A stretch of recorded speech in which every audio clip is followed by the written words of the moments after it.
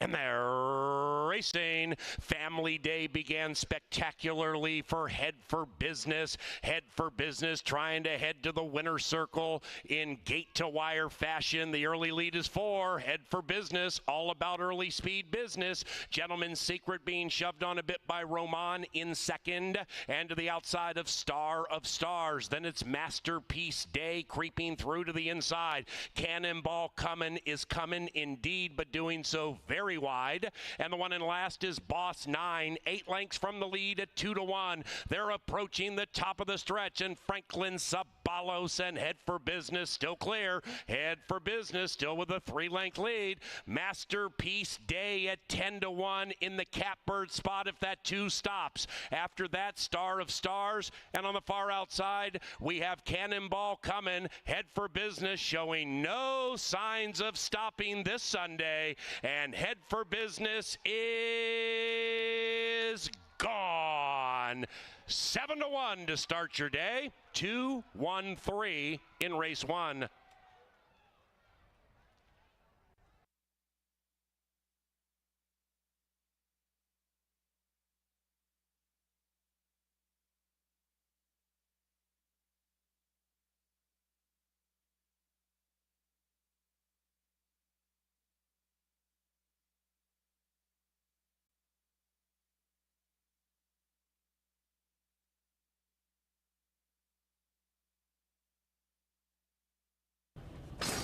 And they're racing. Put a cue around the start. It was perfect. Burning Leaves with speed to the inside at 3-5. But that one has been overtaken by Forsaken.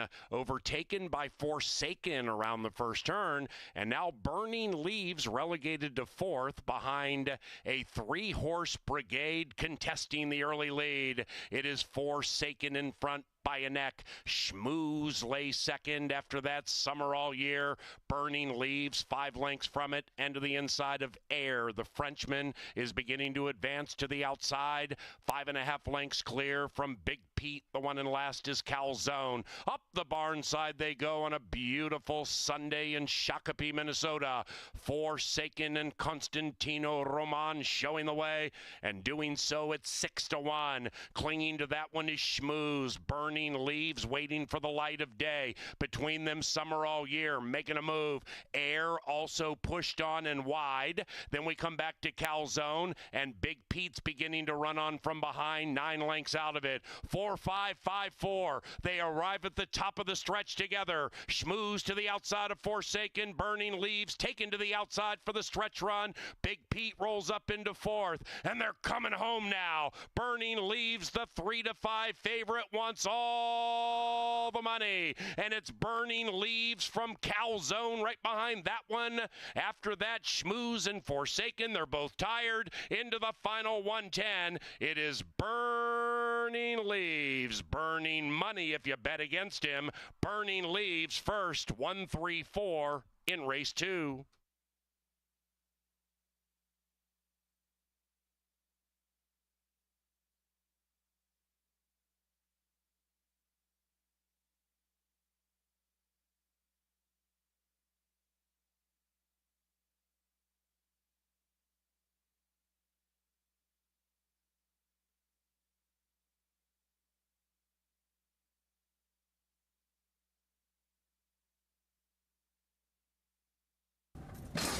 And they're racing. Wonderful start for Nordic Queen to the inside, but the lead has been ceded by Miss Carmen Sebo, and Miss Carmen Sebo at 30-1 has taken the lead and opened up about a length as they corner for the first time. Elegance and Tonic now attaches to that one, and the early pace is fast. Those two are 2.5 clear from Nordic Queen. Now to the inside of Retired Kathy, and the 1-5 favorite is 5 lengths from the front. Outside of that, She's On easy street, circumnavigating into action. Strabella's next, third last, 8 out of it. And to the inside of Go, Leanne, Go. Anna can see them all, but only 8 lengths from front to back. And off the far turn, they're set to travel. Miss Carmen Sebo trying to blow the tote board to Burnsville. Miss Carmen Sebo at 30-1 still leads it by a nose. Elegance and Tonic making a sharp move. Retired Kathy also making a very swift move, going from third to second, right up to the lead on the 3 wide side. And Retired Kathy says, you better pick up your feet if you want to come and catch me. Retired Kathy opens up by 2. After that, Elegance and Tonic fighting back. The gray horse behind them is Go, Leanne, Go, and Nordic Queen trying to rule over the field between them. But Retired Kathy got the jump on the speed off the far turn, and Retired Kathy is home and cooled out. 8-4-2 in race 3.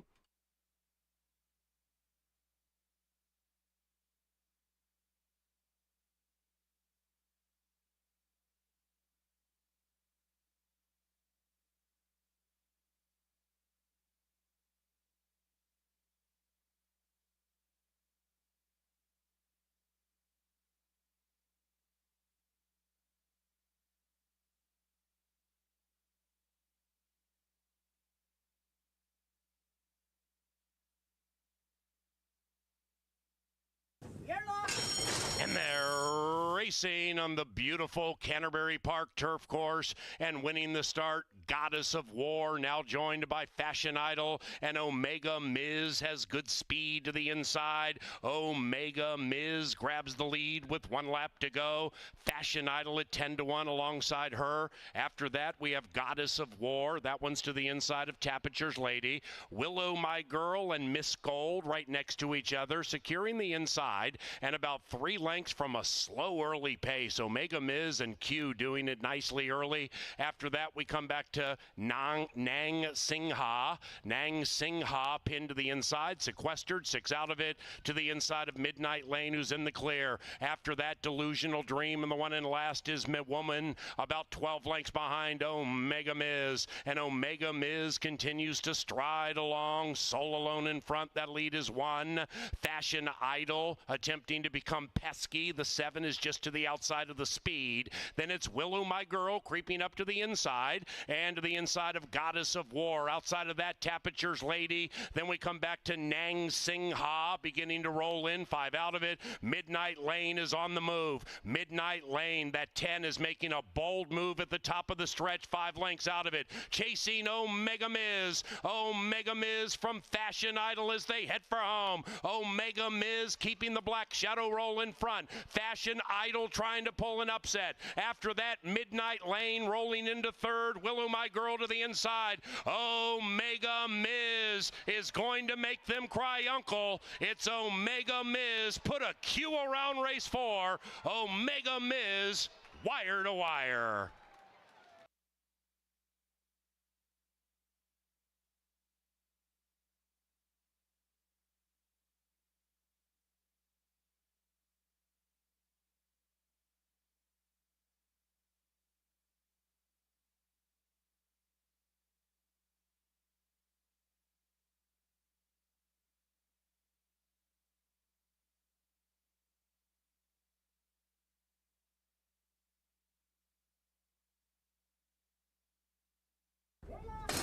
And they're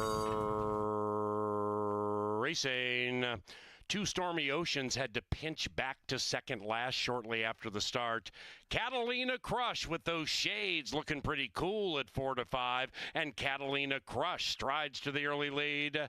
Brit Blitz is next. After that, we come back to Barra, and Barra's on the move in third. To the inside of Kapala, about 4 lengths from the front. Early pace is kind of fast. After that, Speaking Loud, 6 lengths from it. and to the outside of Hot Night Air. Braggadocious is in the clear. That's the gray horse. The white horse is wide and about 7 from the front, 2.5, 3 lengths clear from Tell 'em I'm Coming to the inside of a recovering 2 Stormy Oceans. And that one is on the move about 9, 10 from the front and a mile clear from Parisian Promise. Way back in last, PR Call Me Maybe. Into the far turn they go. Catalina still looking to crush. Braggadocious from 5th to 4th to 3rd, right up to battle for the lead. Between them is Bree Blitz. Behind them is Barra, 3.5 lengths from the lead and the same margin clear from 2 Stormy Oceans, and they're coming home now. Catalina Crush. Outside of that is Bree Blitz. The white horse is Braggadocious, 3 wide. Behind them, Barra. They're into the final furlong. Catalina Crush desperately holding on, hanging around Bree Blitz and Braggadocious. Barra, engaging late. Catalina Crush, too good or not. Here it is. Photo finish. Bree Blitz got the money at 6-1.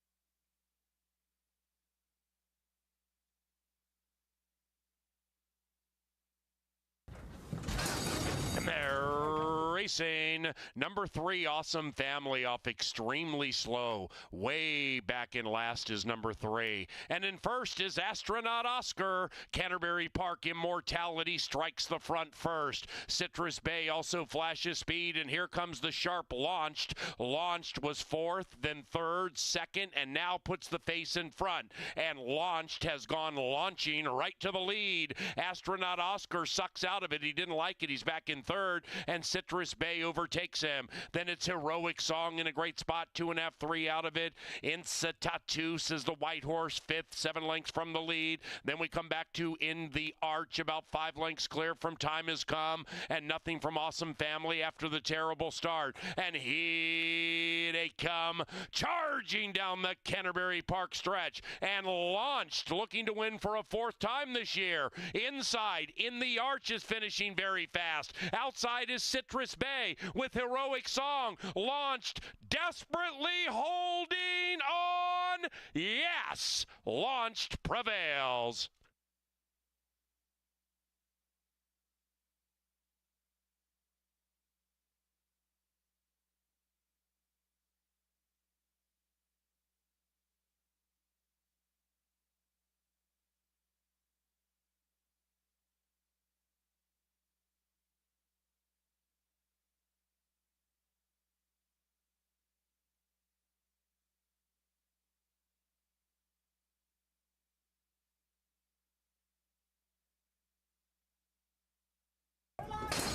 And they're racing. Jose Patio and Drama Chorus both out nicely. First Call gets 3rd call, but also is contesting the lead. And with 1 lap to go, Drama Chorus and First Call go like the wind and open up 3 on Jose Patio. Top 2 going very quickly around the first turn, and they now put 5 on Jose. After that, we have The Right Stuff. The Brits, 8 lengths from the lead, 2.5 clear from That's Not Funny, who gets down to the inside sweetly. Outside of that is Slim Slow Slider, as they're well strung out heading up the backstretch. That one is to the outside of House of Lords. Right behind them, Unified Dreams, about 12 lengths from the front, and a good 5 clear from the trailer. Tonka Warrior at 4-1 is last, and 13 from the front. And the front belongs to Drama Chorus, continuing to tug them along. First Call still alongside.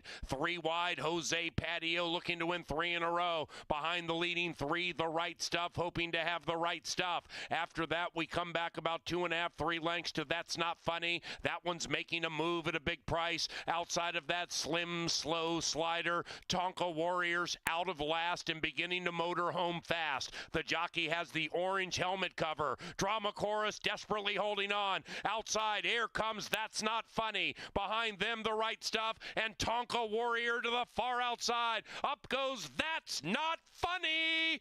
That's Not Funny. 13 to 1 wins it with a Winnie.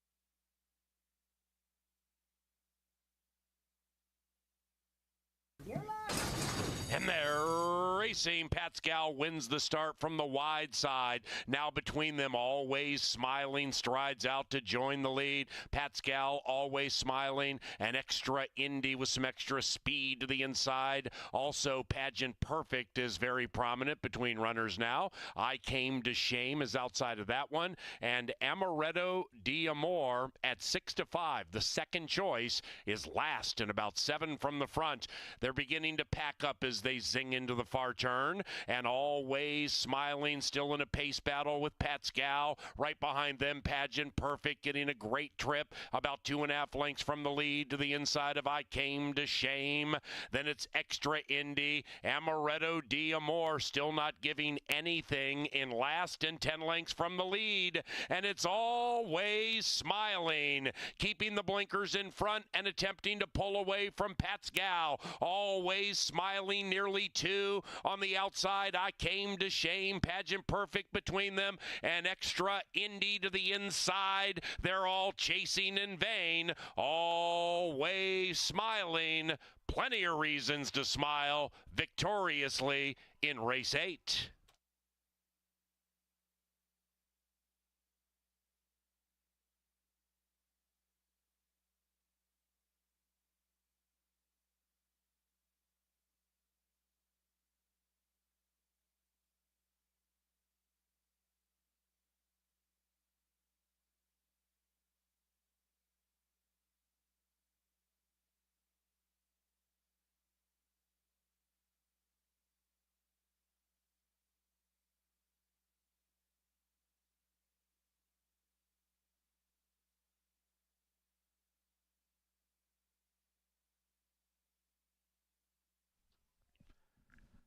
Ladies and gentlemen, please rise for the playing of our national anthem.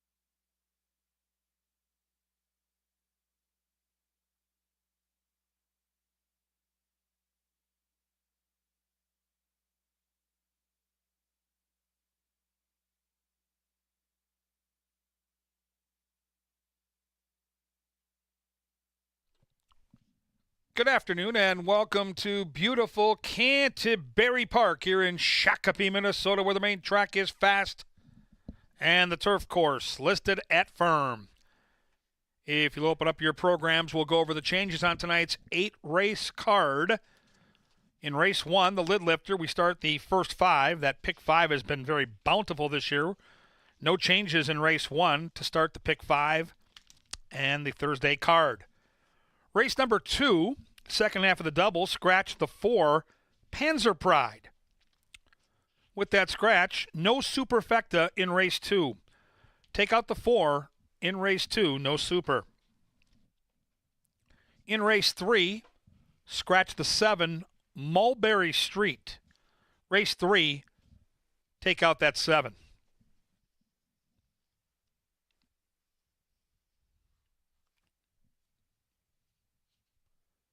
Jockey change in race 4 on number 4. Make the jockey Kelsey Har. Race 4, number 4, ridden by Kelsey Har. Race 5 and 6, there are no changes. No changes in the final 2 thoroughbred races on the card. First of 2 quarter horse stakes races, race 7, the number 2 horse is now a gelding. Is a genius, the 2, gelding. Race 8, second of 2 different quarter horse stakes races, no changes. Fast and firm, 6 thoroughbred 2 quarter horses coming at you tonight. And right now, it's time for Angela Herman and Jeff Madej with everything important here at Canterbury Park. Well, thank you, Kevin.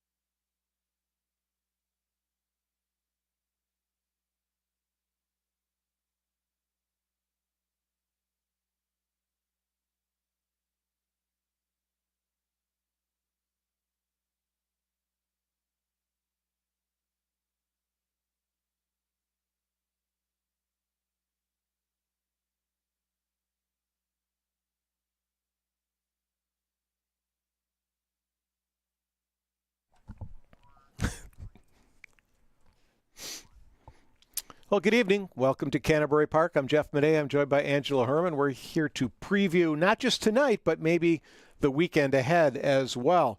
Before we do that, though, Ange, let's get right down to business. And let's talk about the hot trainers, because there is one, and the hot jockeys as well.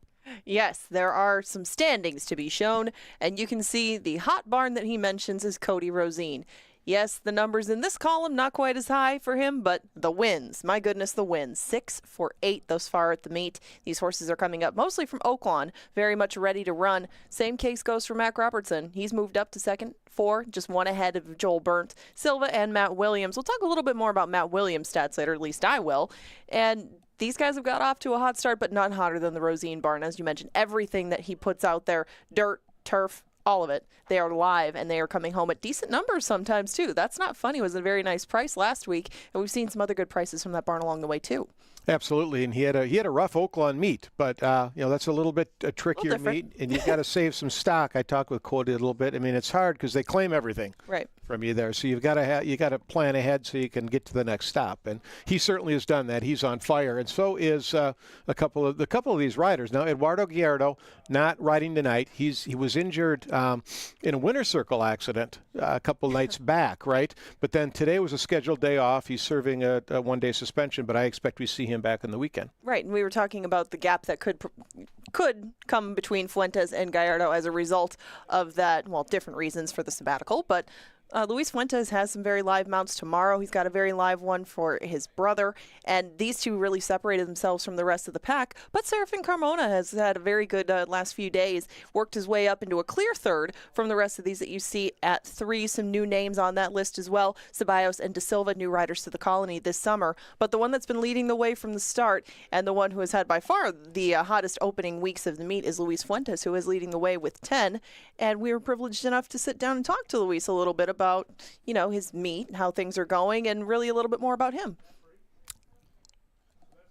Hey, Canterbury Park, we're back here at the barn with Luis Fuentes. You have had a heck of an early meet here, and you sit on the verge of milestone win 500. What does that mean to you? It's a very special feeling. It's something that we all as riders try to accomplish, goals like that. And obviously it's not an end goal, but it's a big step in my career and stuff like that. And I'm just grateful to be here and having the opportunity I'm having to ride all these good horses. Now you've got your 499 wins, a lot of different places, and I know that there's a lot of special memories through those 499, but is there one that sticks out in your mind in particular? Probably back home. I mean, like I said, I'm from New Mexico. I grew up there. I was literally at the track like maybe when I was about 3 weeks old after I left the hospital and stuff. So, I mean, that's home for me, and winning there is special. It doesn't matter what type of race.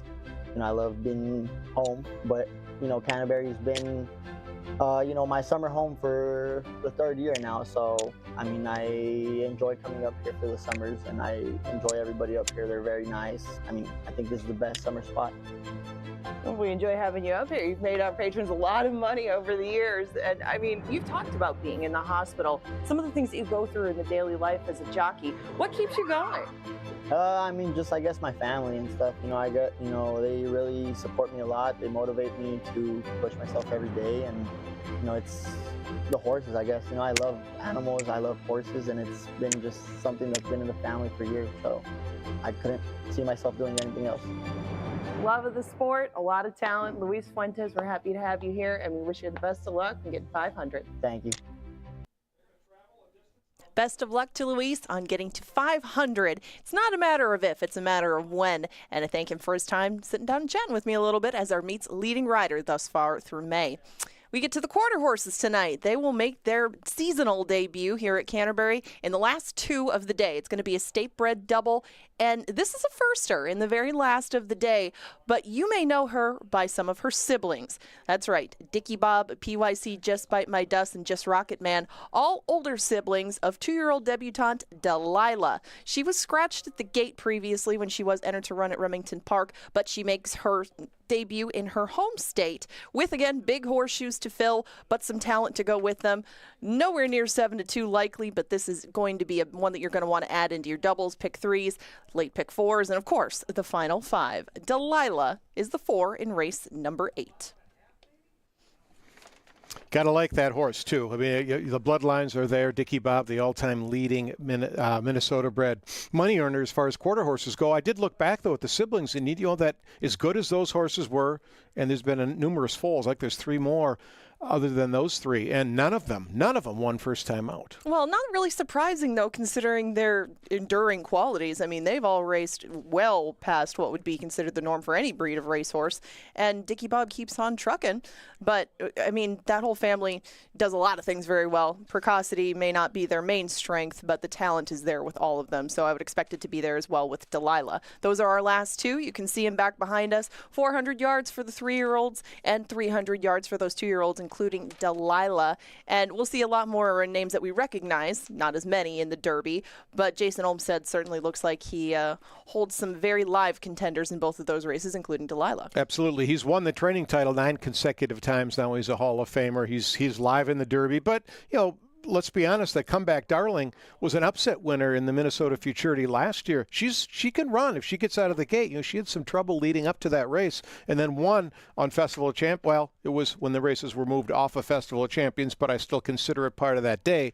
So she can run. You know, I think she might be ready to go too, but Olmstead, always tough to beat, and that's races 7 and 8. It is also part of the Pick 5, which is, I think, pretty cool. Now, the Express Bet feeder online contest. A lot of our locals are playing, people playing all across the country. You can just jump onto your app, log in, sign up. It's $40, $20 of it's live money. You make win place bets. That money goes back into your account, and the winner, well, they get an entry to the contest on June 22nd, which is our Northern Stars Turf Festival. So it's fun to play. I know you've played it in before. I have. Some of the others here, our regulars play. The Oracle, Jay, once in a while will jump in as well. He handicaps for the Star Tribune. It's a fun contest. It's a way to take your opinions and make them into even more money. Right, and for minimal investment. These contests will last you for an entire card for that $40 entry fee, and you can get a lot more out of it, too. And if these are races that you've handicapped anyway, you should, then why not take a swing at the contest as well? And even if you don't see prices, you can't create them. You just have to be right enough, and that'll win you a lot and could win you a heck of a lot more if you do get into that contest and succeed. Look at that drawing there on your screens now. Yes, right. Saturday is a big day. It's Belmont at Saratoga. Takes place Saturday. They start early, run all day long. And the Belmont takes place right after our first race, which is at about our first live race on Saturday, 5:10. Belmont about 5:40. Right. What do you got? Well, I thought it was Sierra Leone's race to lose. I was looking for prices on the undercard. You can see that Kevin is big on resilience, and looking at some of the updated odds, I was kind of interested in Seize the Gray as a price. He's not a price anymore. He's 3-1. So without the appeal with that one, I'm probably going to take it a little lighter on the Belmont. Remember, that is between our first and second races, but there's plenty of undercard before that. There's a couple of horses I like in the 9th race. I kind of like the 3 and the 9, and there's a horse that actually ran at Canterbury running on Friday, and remember, you can come out and catch both of those days. They have a lot of good races up at Saratoga, these Friday and Saturday cards, and Medalla Match is going to be running in race 9 on Friday as well. She's the 7 horse in the Intercontinental. She's 15-1 morning line. If you maybe throw a few bucks on her, make some exotic wagers with her in the mix, you come back, you see the simulcast of the Belmont Stakes, you bet Canterbury, and we've got stakes action of our own coming a little bit after the Belmont. That's right. You take the money you make in the Belmont, and then you're right into Canterbury. And the races 4 and 5, they're 2 stakes races. Our first thoroughbred stakes of the meet. The Lady Slipper is race 4. That's for the fillies and mares. And the 10,000 Lakes is race number 5, where Dr. Oscar tries to repeat. Yeah, he'll try to defend his title. He looked very good. We got a chance to go see him at the barn the other day. He looks very much himself, and Dr. Oscar has put in some excellent races this year against, world-class sprinters. You see Sibelius in his past performances. Trying to keep up with those is not an easy task, but he's done a good job of it. And being back in the confines of Minnesota-bred races is very friendly to Dr. Oscar, and he will be a heavy favorite in the 10,000 Lakes. It's got to beat the Alligator Hunter, though, his stablemate. The Alligator Hunter, so they kept him apart. At opening night, Alligator Hunter won here. I think it was the next night, maybe Dr. Oscar ran in Iowa. Oddly, I thought the horse would clear off. He didn't, and he got beat in that race. Like he ran 3rd maybe even. Yes, so, he did. Diamond Rim won that night. Dr. Really Oscar nice horse, though. is very, very good, but so's the Alligator Hunter. He loves this racetrack. It could be in Timpadilla, trains them both. He co-owns the Alligator Hunter with Pete Matson, who owns Dr. Oscar. Could just be a Padilla box. It could be, yes. And these are faces that you will know from the past. These Minnesota breds and the Lady Slipper and 10,000 Lakes are some of the cream of their respective crops, and we look forward to them meeting in races 4 and 5, the 2 crossover legs in our pick 5s, that being the first 5 and the final 5. 5. And that's going on Saturday, in addition to the Belmont and in addition to the Seltzer Fest. The Seltzer Fest is coming right along with Belmont festivities at Saratoga for the third jewel of the Triple Crown. You can see it right behind us, the details. Seltzers abound. There's going to be over 100 different varieties of seltzers, and now we got a special promo going on. I tell friends and family that you can come to the Seltzer Fest.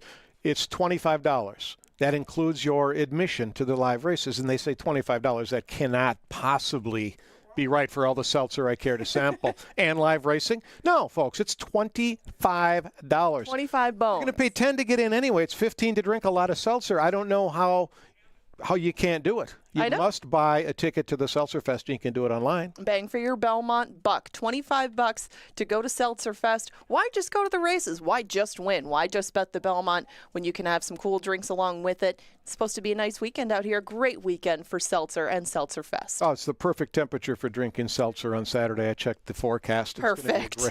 It's going to be a really, really good night. So a lot of action coming up here. We've got 2 pick 5s. Ange mentioned them. We have 2 pick 5s every day, and they have 10% takeout. They're going to include quarter horses, the late pick 5, which I kind of like. We're looking for some prices today. Yo Dog is a super, super short price. A lot of people will single. Maybe you play against. We're going to find out what Kevin Gorg thinks. He's coming up shortly. He's going to preview race number 1 from the paddock. Thanks for joining us tonight. Eat, drink, gamble, and enjoy.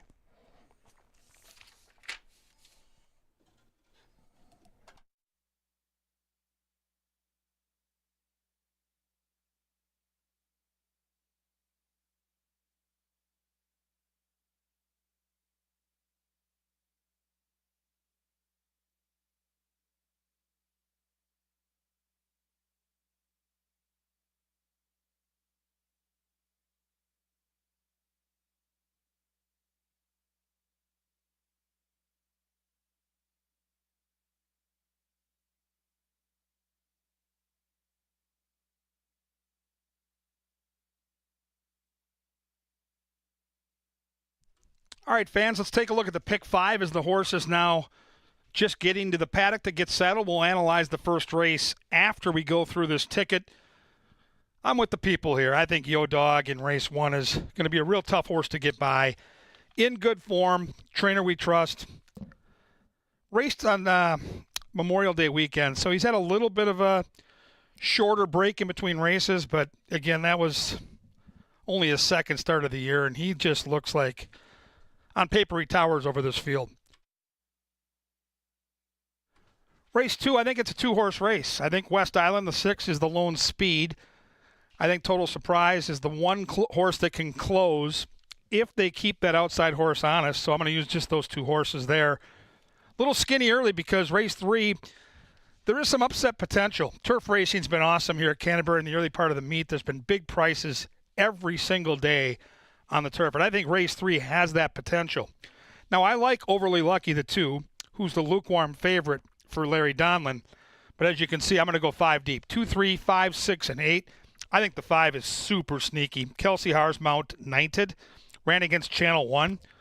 That's just significantly better, and that horse might be loose with Kelsey, so keep an eye on that horse. Fourth leg of this early pick 5, I'm going to use 2 horses, the 4 and the 5. I think Kookie Berry deserves to be favored. But Kookie Berry has burned the people before, and keep an eye on the 4 here, Hout Charlotte. Kelsey Haar gets the mount, has some early speed, might make the lead. So I'll use the 4 and the 5 there. Hopefully we're alive to race number 5. I'm going to use the 2, the 6, and the 9. If Latin Force, the 10-horse wins, then we're in trouble, but I do like the 2 a lot there, Josh's Drama. I'll get into more of that during our power play session mid-card. So let's take a look at the first race. We've got the pick 5 there. It's a $30 ticket. You can modify my or play your own. Bottom line is you can't win it if you don't get in it. We've seen giant payoffs this season already. First 3 weeks of racing, we've had a pick 5 pay over $14,000, another one pay over $15,000, and just last week one paid over $28,000. 10% takeout is the lowest in the nation.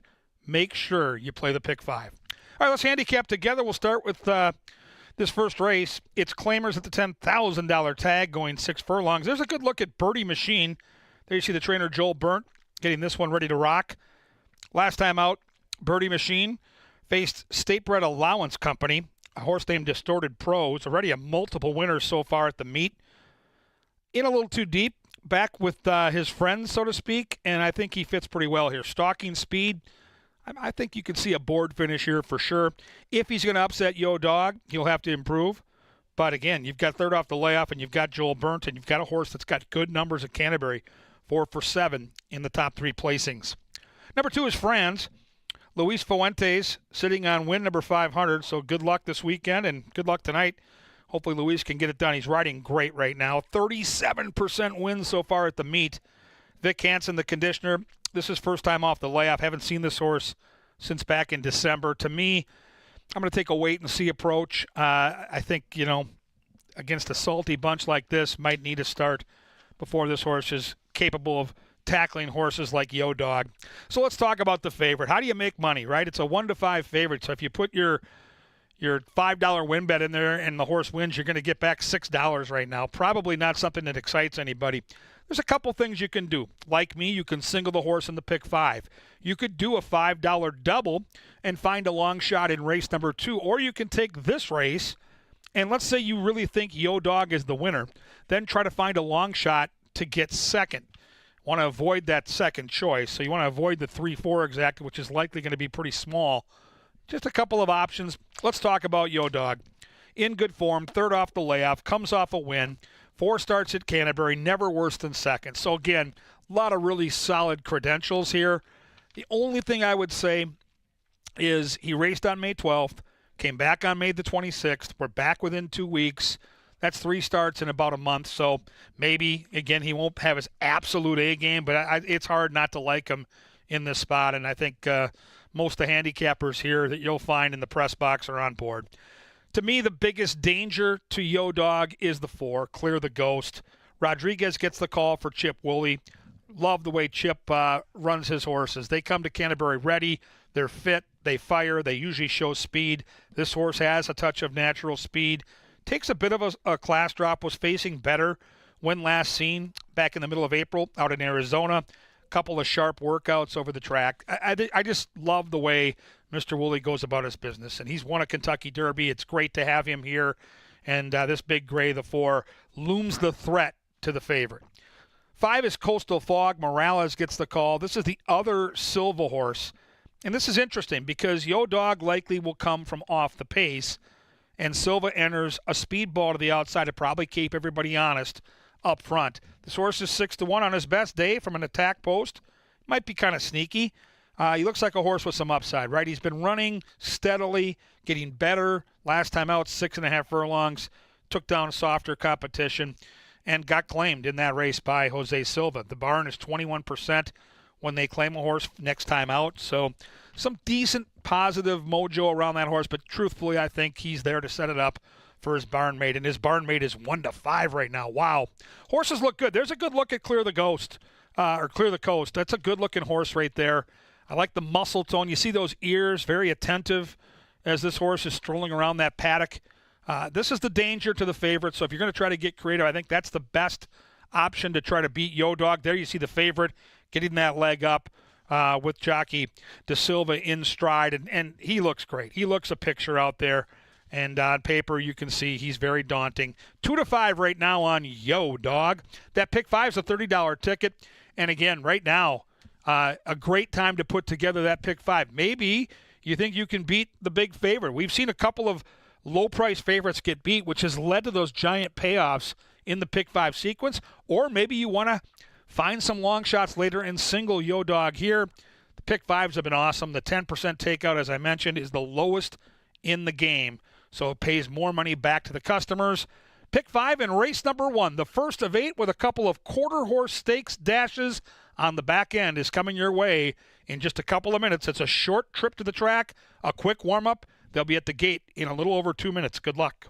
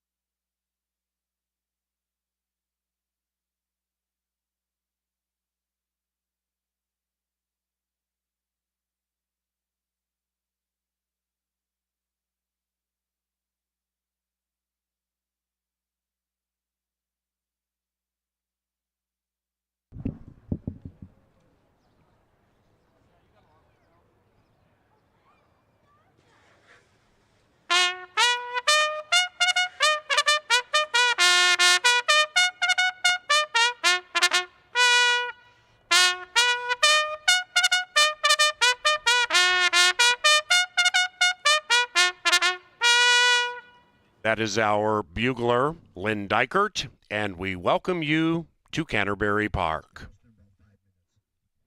Racing on Thursdays at Canterbury is presented by Michelob Golden Light and Comcast Xfinity. The runners are walking onto a fast main John Deere dirt, and post time is about 5 minutes from now.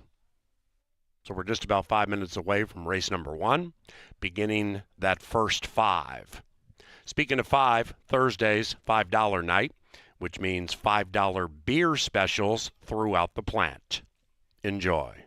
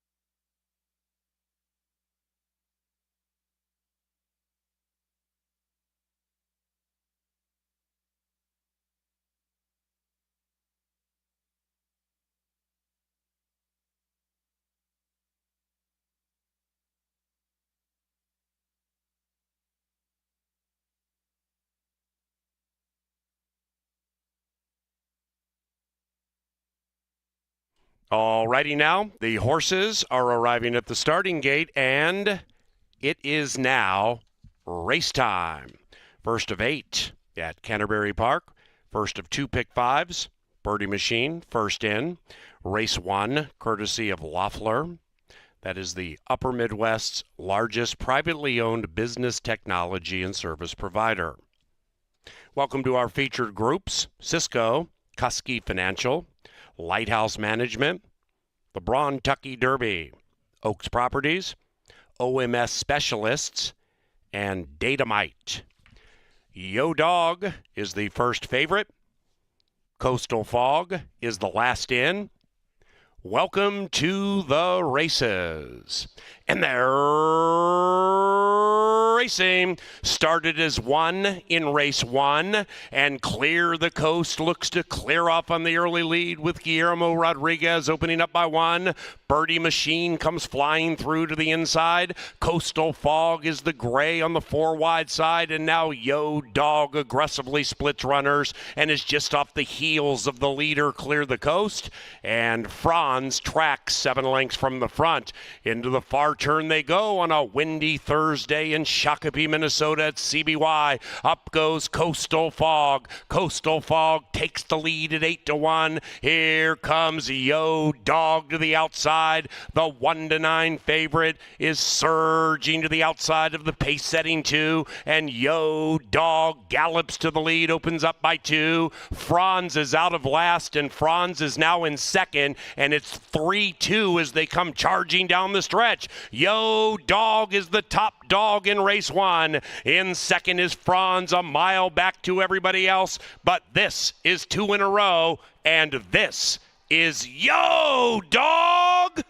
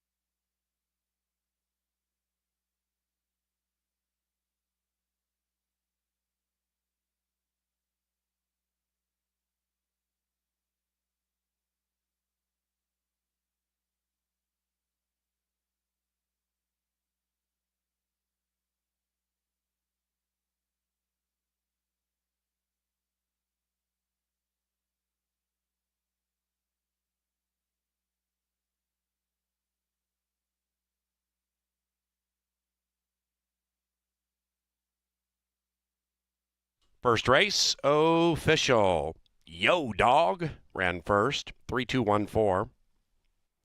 The payoffs on Yo Dog for a $2 wager, 220, 210, 210, okay.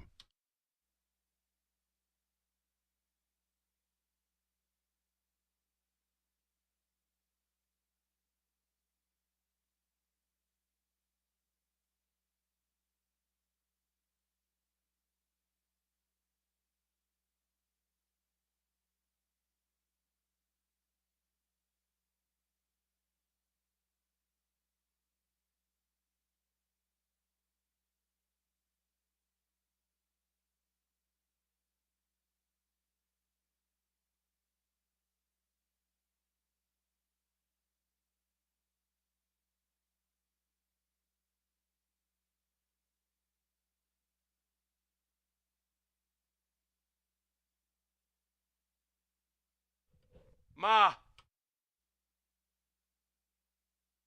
In the winner's enclosure, Yo Dog, ridden by Fausto da Silva. The winning owner, Johnny Taboada, and the winning trainer, Jose Silva Jr. Yo Dog is a 5-year-old Bay Minnesotan by Ghost Zapper out of Nobody's Fault. Foaled by the late Bob Lothenbach.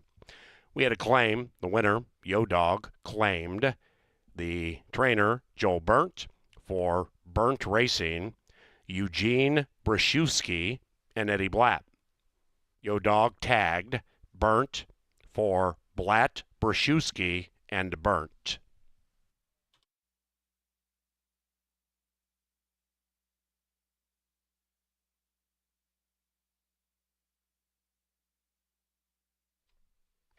Second race, 20 minutes from now, scratch number 4. And no superfecta wagering in race 2. Ladies and gentlemen, directing your attention to the winner's enclosure, it is time for our Groom of the Week.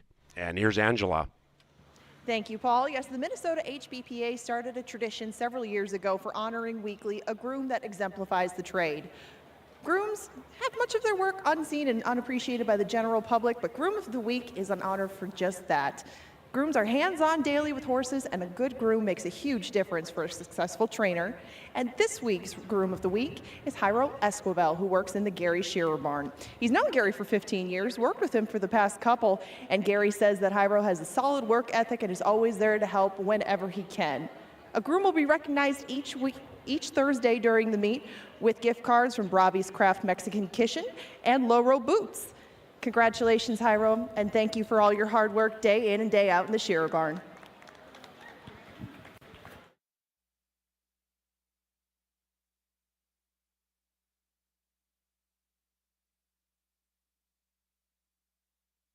Races.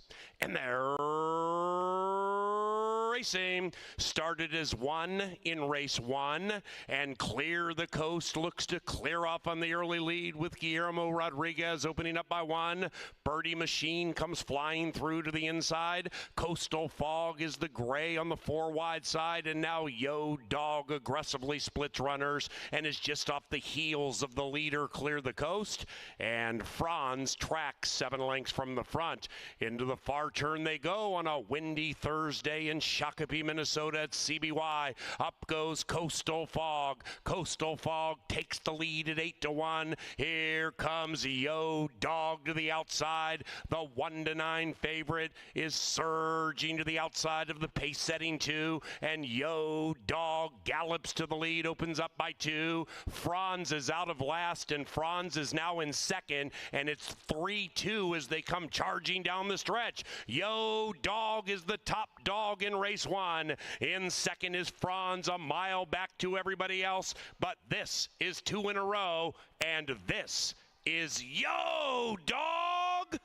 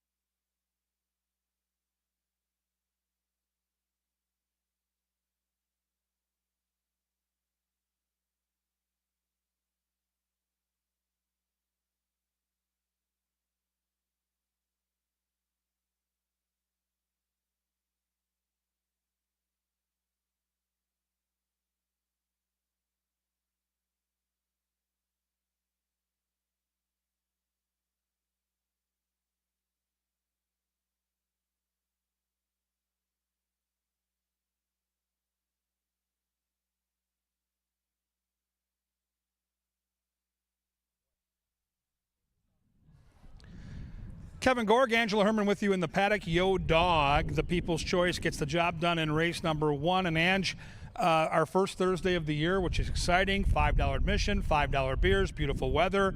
And so far, your early thoughts on the meet? My early thoughts on the meet, I'm surprised at some of the prices that have come in, but not surprised that they've come in on the turf. It's been a very competitive set of races thus far, and I've been really pleased with handicapping it, betting it. I mean, it seems like things will play out on paper just simply like the last race, and even then, it wasn't that simple for Yo Dog. It's been a very, very fun month to handicap here at Canterbury, and it really isn't slowing down anytime soon. I'll take the inside, too, here. I'll talk about Grunder briefly. Right now, 10-1 on the board. A juicy price when you consider the morning line set by a professional's 9-2. I like the post. I like the natural speed. The workouts are solid, but I don't like the fact this horse isn't taking a lot of money. So I'm gonna pass on Grunder as far as a win bet goes. I've got him third in my analysis. You and I are both going to end up on the two hot favorites here, and I like the two total surprise.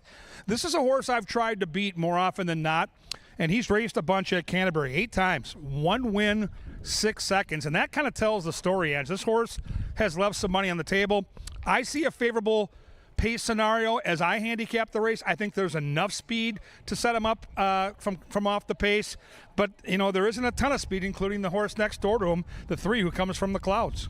Well, and that's another Rengstorff trainee in here. I was looking at the pace, too, with the scratching here of Panzer Pride. The pace is probably not going to be as quick. I think it'll be maybe honest, like you said, but I think it would be to the favor of the 2 to his outside, that being Color Me Legendary, who did take a field in kind of slow fashion down in Turf Paradise, but took them all the way on the front end, and West Island, who on the outside is coming out of shorter races, was running really well down at Hawthorne. I mean, he kind of ran how you would expect off the bench, but he put everything together, and he has done this on the turf in the past. He's on the outside, and right now, that's why he's 4-5. Yeah, he's 4-5. Looks good down here. I think, again, when you have a compact field like this, it's a little more difficult to bank on any one pace scenario. So I think it's important when you handicap, if you're putting together exactas or if you're making some pick 3s, if you're doing some kind of a pick 4, have that scenario in your head. I think it's going to favor horses from just off the pace. I think the 5 and 6 at some point are going to link up. If you don't believe that to be the case, then the 6 should be tough to beat. Physically, what are you seeing from West Island out here? Well, I mean, in the past, I believe that West Island is a horse who has got a little hot. It's not a warm day out. I will say, anybody watching that's not in Minnesota, it is not particularly warm today. It's nice out. It's very windy, but if you do see horses getting hot, unless it's just them, and it has been him in the past, might be cause for concern. All right, fans, one thing I got to update you on before we get these horses out to the main track and hear that beautiful call to the post by Sir Leonard Dykert. The First Bet app is the preferred app of all the sharps up in the press box. And here's what you have to do. Head to the info center, bring your phone with. They'll download the app for you. They'll get you all signed up, and you can bet from your phone while you're at Canterbury. No more lines, no more stress. Put that money in. Make your bets, cash those bets, take that money out. It's that simple. The First Bet app, it's going to be outstanding. Right now it's race 2. It's 1 mile on the main track. It's coming up, and it's coming at you next.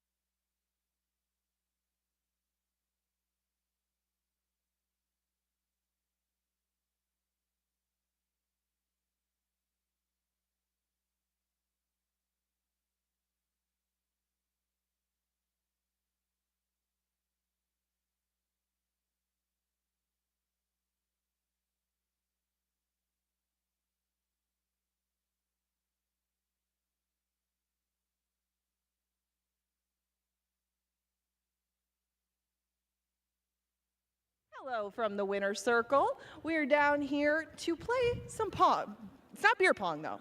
No. This is Seltzer pong. I've got two beautiful ladies down here tossing a couple of balls for some big prizes. Now, there are some difficult instructions to this, so listen carefully. Get the ball in the bucket. All right, if you can do that in the front one, that's a daily double pack. Get right here in the middle, TJ Hooligans gift card. And if you get the back cups, you guys are coming to Seltzer Fest, so shoot accurately. And Emily, you're up first. Take your throw when ready. Very close to the daily double pack. Little more distance. There you go. Beautiful. That's what it's about. You are going to Seltzer Fest. All right, Audrey. Big shoes to fill. You can do it. Get a couple of prizes. Wow, right off the bat, she's going to Seltzer Fest with you. That's okay. You already got the tickets for Seltzer Fest. Both of you, very, very well done. They will be at Seltzer Fest. They're going to be sampling all the seltzers out here on Belmont Day. If you want to join them, it's $25. Come on in. It gets you admission to the park, gets you seltzers, gets you a great spot to watch the races, including the Belmont Stakes at Saratoga. Congratulations, ladies. We look forward to seeing you both and everyone at Seltzer Fest on Saturday. 3 minutes until race number 2.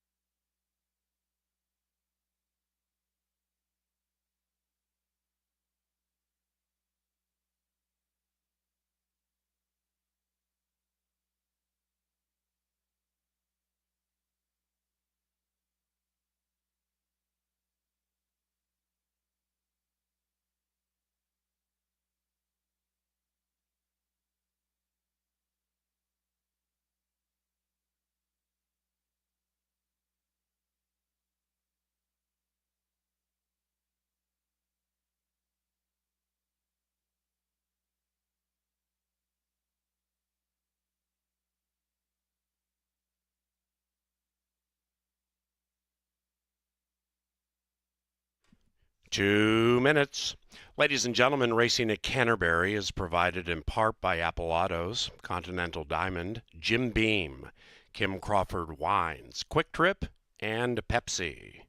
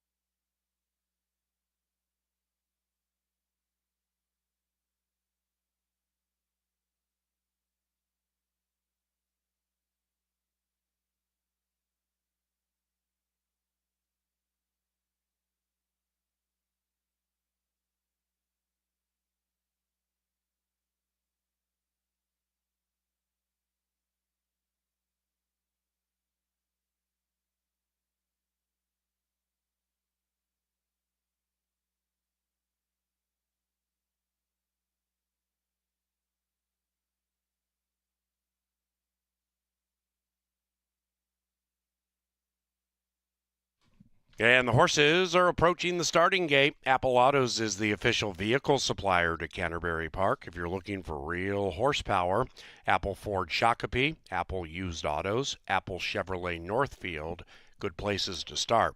Also, thank you, Xfinity Comcast.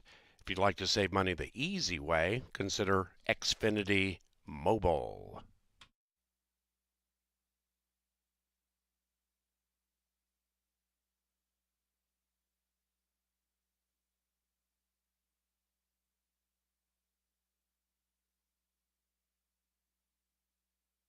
And they've reached the starting gate. It's post time for race number 2.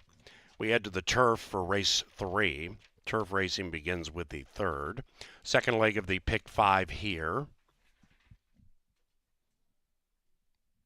Mid-range prices to some longer shots have won through the first X amount of racing days at Canterbury through the first 3 weeks. But the first race today went to the 1-9 favorite Yo Dog.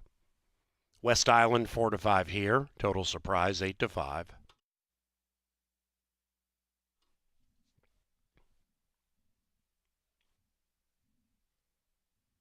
Back.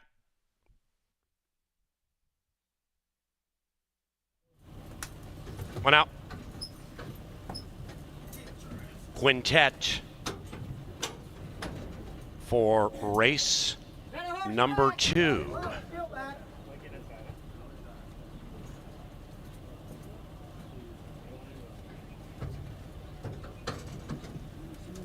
In.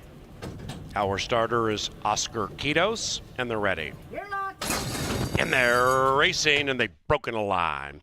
West Island is in search of 2 in a row at 1-5 from the outside, flashing speed on that stretch out. And West Island corners with the lead, but it's a tenuous lead as Color Me Legendary badgers the favorite to the inside. Behind them is Total Surprise, wearing the Rocket Wrench colors, advancing 2 lengths from it.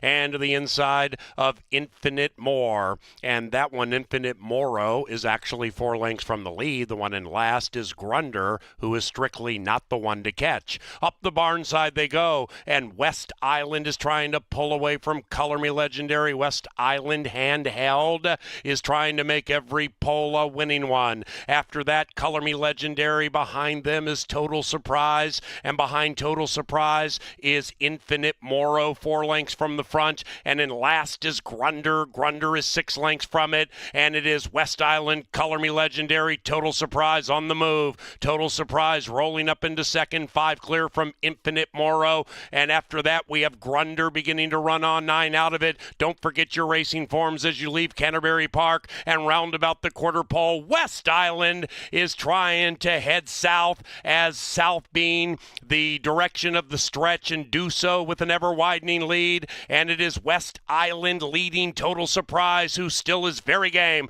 Behind them, Infinite Moro watching a good one from 7 out of it. West Island on that stretch out, starting to feel it. Total Surprise trying to put a surprise on him, and it's done.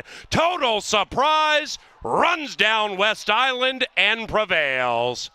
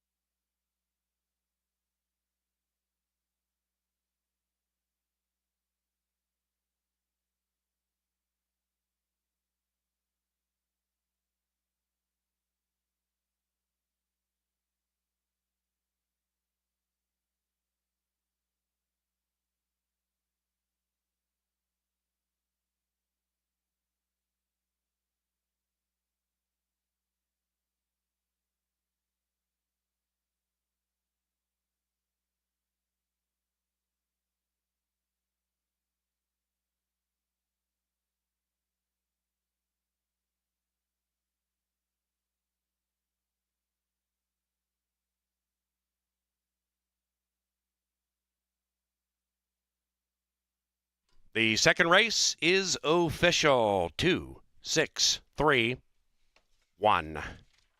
Race number 3 is our first turf race. It is firm. The rail's 30 feet out. 30 feet out for that rail. Scratch number 7, Mulberry Street. About 20 minutes away from the turf race, race 3, courtesy of John Deere. And entering the winner's enclosure, Total Surprise and Constantino Roman. Total Surprise is owned by Justin Revak's Rocket Wrench Racing. And the winning trainer, Tony Rengstorff. Total Surprise is a 4-year-old bay son of Distorted Humor out of Ambusher. Bred in Minnesota by the late Bob Lothenbach. And that breeding outfit sweeps the double.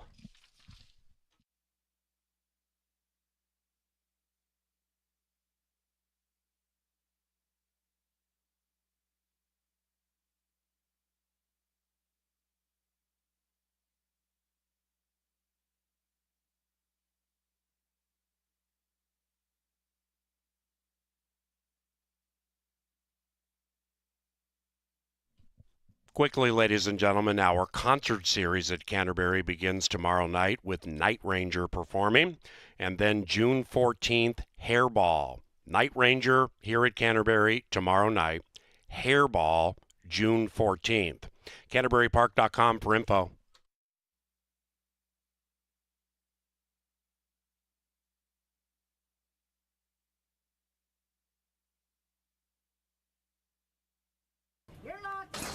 And they're racing, and they've broken a line.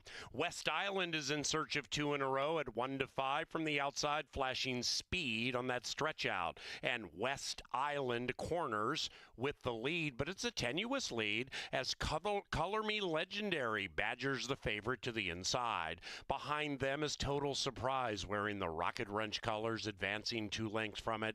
And to the inside of Infinite More. And that one, Infinite Moro, is actually 4 lengths from the lead. The one in last is Grunder, who is strictly not the one to catch. Up the barn side they go, and West Island is trying to pull away from Color Me Legendary. West Island handheld is trying to make every pole a winning one. After that, Color Me Legendary. Behind them is Total Surprise, and behind Total Surprise is Infinite Moro, 4 lengths from the front, and in last is Grunder. Grunder is 6 lengths from it, and it is West Island, Color Me Legendary, Total Surprise on the move. Total Surprise rolling up into second, 5 clear from Infinite Moro, and after that we have Grunder beginning to run on 9 out of it. Don't forget your racing forms as you leave Canterbury Park and round about the quarter pole. West Island is trying to head south, as south being the direction of the stretch, and do so with an ever-widening lead, and it is West Island leading Total Surprise, who still is very game.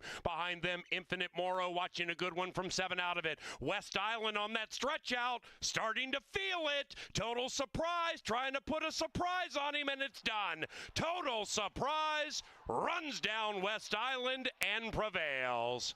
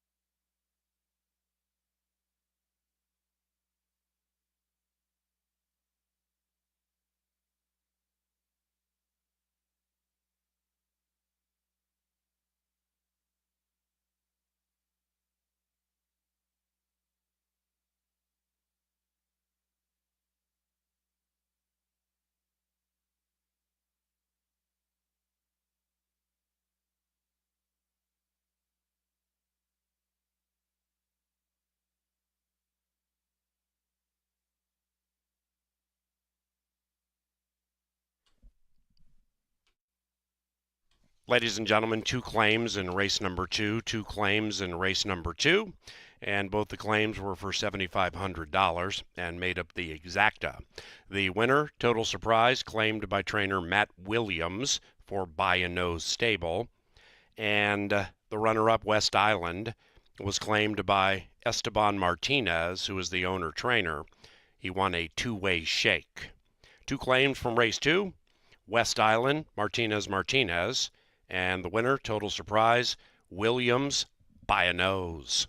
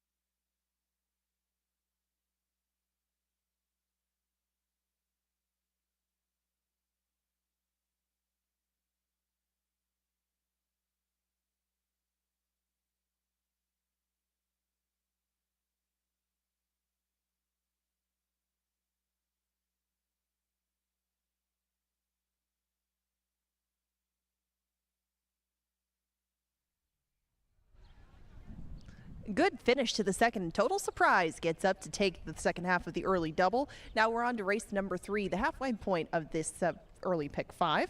We're on the turf. This is a full field. We take out the main track only entrant Mulberry Street. So we have 8 to get through, starting with Goose Drank Wine on the inside.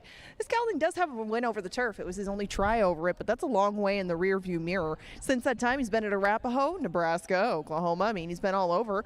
But his best method has been staying closer to the pace. It should be very doable in this group, you would think. Goose Drank Wine should be a pretty good price throughout. He's won 12 times. You don't do that without being good at your job, and he's 12-1 at the moment. Looks very much on his toes. I would give him a second look, maybe see how he handles the turf when he gets out to it today and see how he warms up.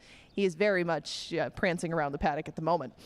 Overly Lucky hadn't been out since last June, but he came back a couple weeks ago and hit the winner's circle impressively. That was at just over 4-1, and Overly Lucky did that from off the pace. The top 3 finishers in there all came from a little further off it. The pace was honest at best, but it was pretty quick, and Overly Lucky definitely took advantage. Good heads-up ride by Alonso Quinones that day, and he'll be back in the saddle on Overly Lucky this time around, trying to pick up his 4th win over this turf course. It's been one of the better sights for him, and Overly Lucky I thought would get a little less pace this time, so I did opt to use him underneath. Put him in 3rd, but I did take another horse that might be in the same position on top. Thick Haze will not be. This one's a very versatile runner that has a bit more positional speed. He is a monster over this turf course. He's won almost half of his career starts over it, and Thick Haze gets Valenzuela today. He was claimed out of his last starts by the Roberts Barn, and Thick Haze might be a little bit closer today, you would think. That, again, was a fast pace, but he might just find himself closer by default. I don't think that there's going to be quite so many dueling on the front end, and that could leave him in a very good spot at a pretty square price of 9-2. Not the case on Cliff Diver, just to his outside. This is your current 6-5 favorite, and Cliff Diver is going to be trying to pick up his 4th win over the turf himself, but none of those have been over Canterbury turf, and we haven't seen him do great in quite some time. It's been a very sporadic schedule of him on the turf, as some of his races get rained off. But the last 4 times that he's hit it, he does have a couple of seconds, but he has been out of the money, and almost all the time he is a little bit shorter price. This is a claim to backed by the Rengstorff barn. They tried to get him on the turf at Lone Star too. You can toss that one out, I suppose, but Cliff Diver needs to turn things around and might not see the pace that he would like in this particular group. Knighted just to his outside could be a contributor to that pace. He'll stretch out in distance off a good 3rd place finish. He was behind Channel 1, and Channel 1 was heavily bet that day. Lived up to the hype, and Knighted came closing late for a piece, but just by virtue of a little more ground, should be closer to the pace, and right now he is 17-1. Because Vinny's a Canuck is my top pick in here. Because Vinny's a Canuck, a bit camera shy when it comes to this turf course, but he will make his first start for the Silva barn today. De Silva gets on board today. They only need to make up a neck, and last time they got beat by a big long shot named Shake Up, but he was coming hard at the end of it. Maybe just staying a touch closer will put him in good position, and I thought the price might be right. Right now it is at 7-1. The Tally just to his outside took a field a good part of the way before Warchest ran him down, but Warchest runs down a lot of horses on this turf course. You don't lose much in defeat to him, and if this one pulls that same thing, he could go even further on the pace. Super Wise on the outside should be far, far out of it. He'll be one of the trailers early, but he's one that has picked up a couple of pieces on this turf course, and I've chosen to pick another piece in here. He's 9-1. I'm just looking for some value in here, as I thought these are pretty evenly matched group for race number 3, and they're heading out to the turf now for it. Win, place, show, exacta, trifecta, superfecta, double, and pick 3 wagers are on the menu for race number 3. There's the board of selections 8 minutes away, and a power play is coming your way shortly from Mr. Kevin Gore.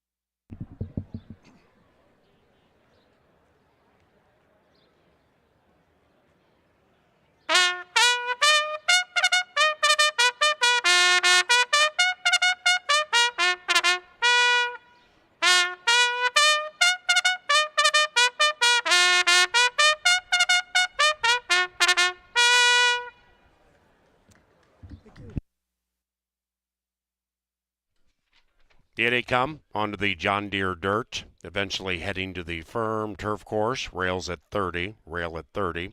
Scratch number 7, Mulberry Street. Race number 3 is just about 6 minutes from now, and it's courtesy of Anheuser-Busch and John Deere. By the way, Taste of Canterbury is a week and change from now. It's June 15th.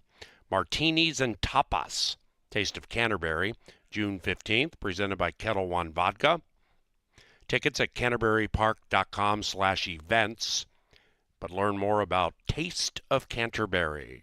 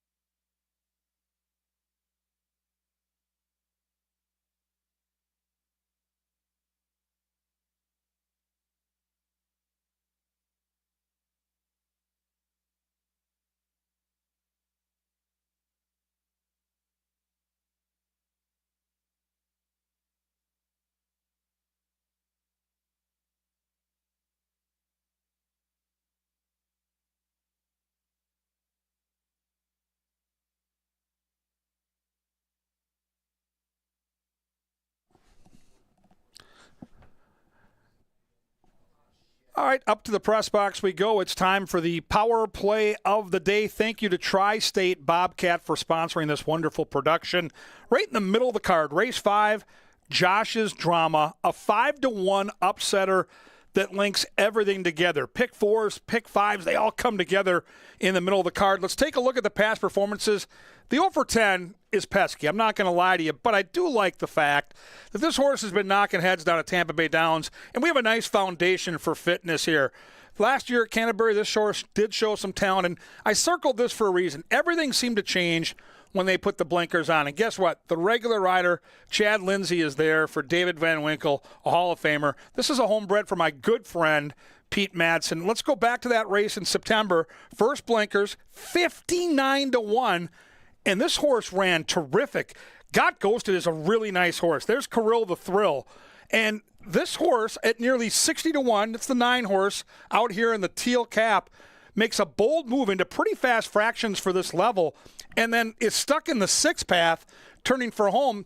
And even though these horses at that point had done much more, they had better credentials than our horse, he levels off and closes real nicely in the stretch.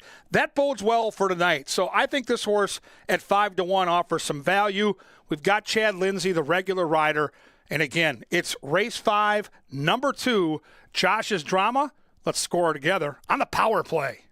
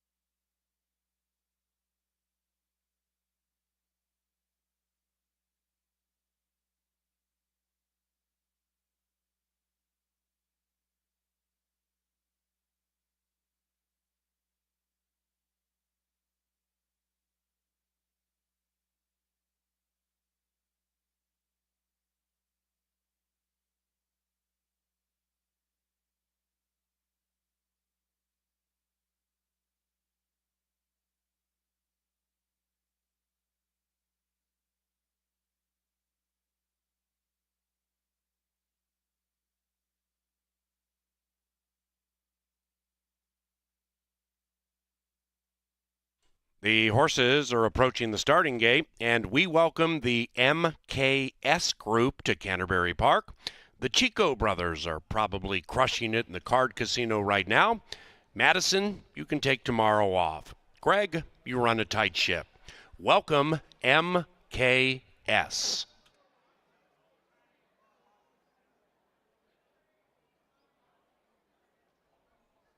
They're at the gate. It's post time.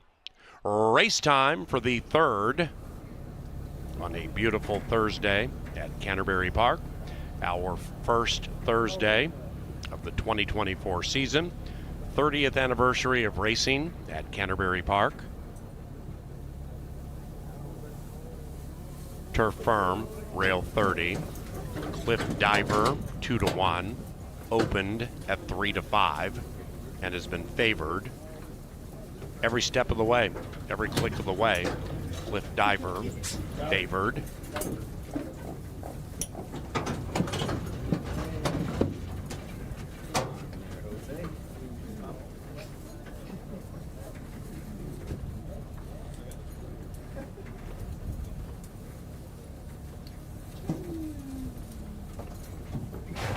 Cliff Diver in. Super Wise right next to Vitali.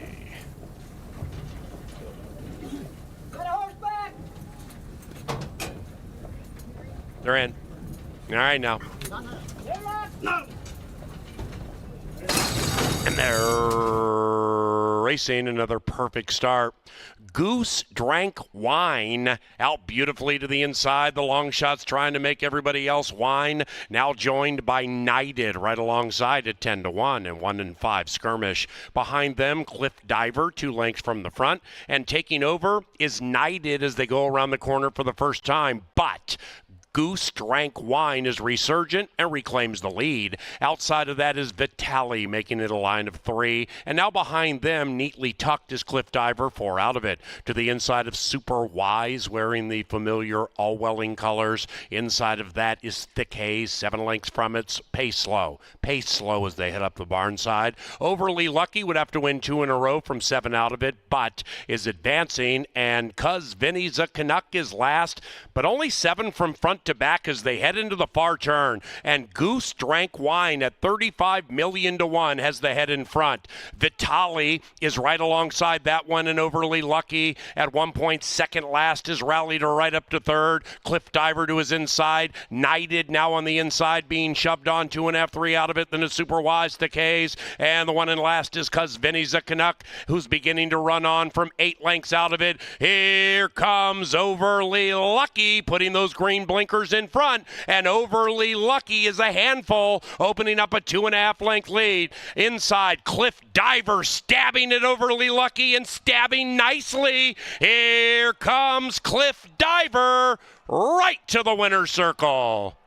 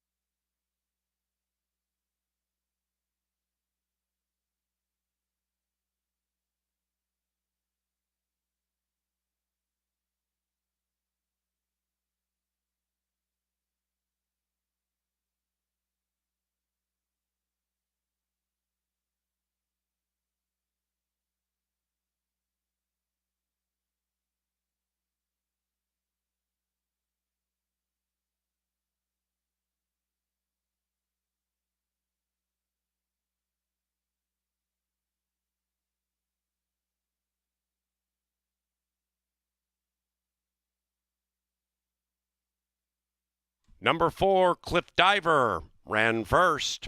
4-2-9-3. It was chalk all odds, and the results are unofficial.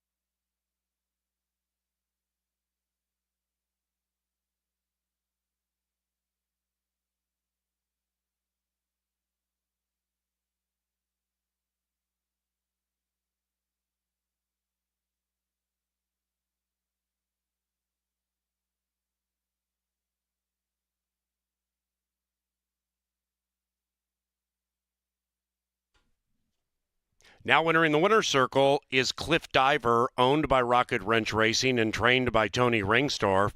The winning jockey is Luis Fuentes. Congratulations in order for Luis. That is his 500th victory of his career. Congratulations, and how about a round of applause for Luis Fuentes and victory 500.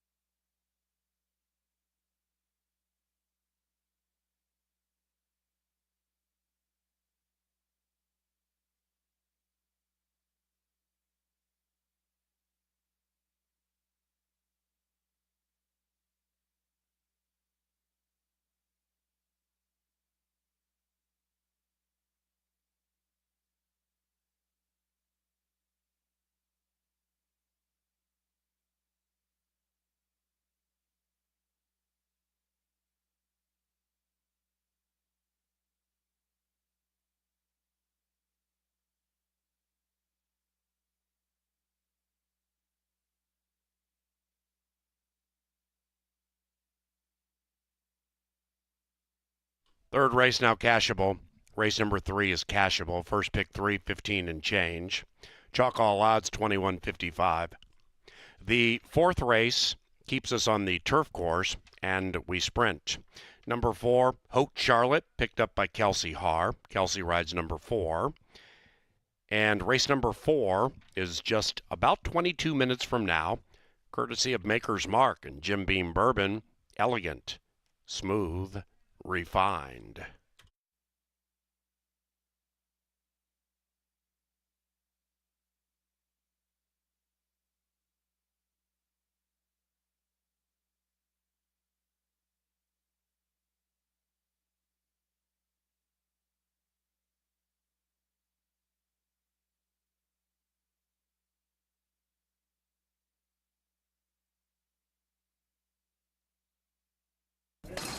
And they're racing another perfect start. Goose Drank Wine out beautifully to the inside. The long shots trying to make everybody else whine. Now joined by Knighted right alongside at 10-1 and 1-5 skirmish. Behind them, Cliff Diver 2 lengths from the front. And taking over is Knighted as they go around the corner for the first time. But Goose Drank Wine is resurgent and reclaims the lead. Outside of that is Vitali making it a line of 3. And now behind them, neatly tucked, is Cliff Diver, 4 out of it. To the inside of Super Wise, wearing the familiar all-welling colors. Inside of that is Thick Haze, 7 lengths from it. Pace slow as they head up the barn side. Overly Lucky would have to win 2 in a row from 7 out of it, but is advancing. And Cuz Vinny's a Canuck is last, but only 7 from front to back as they head into the far turn. And Goose Drank Wine at 35 million to 1 has the head in front. Vitali is right alongside that one, and Overly Lucky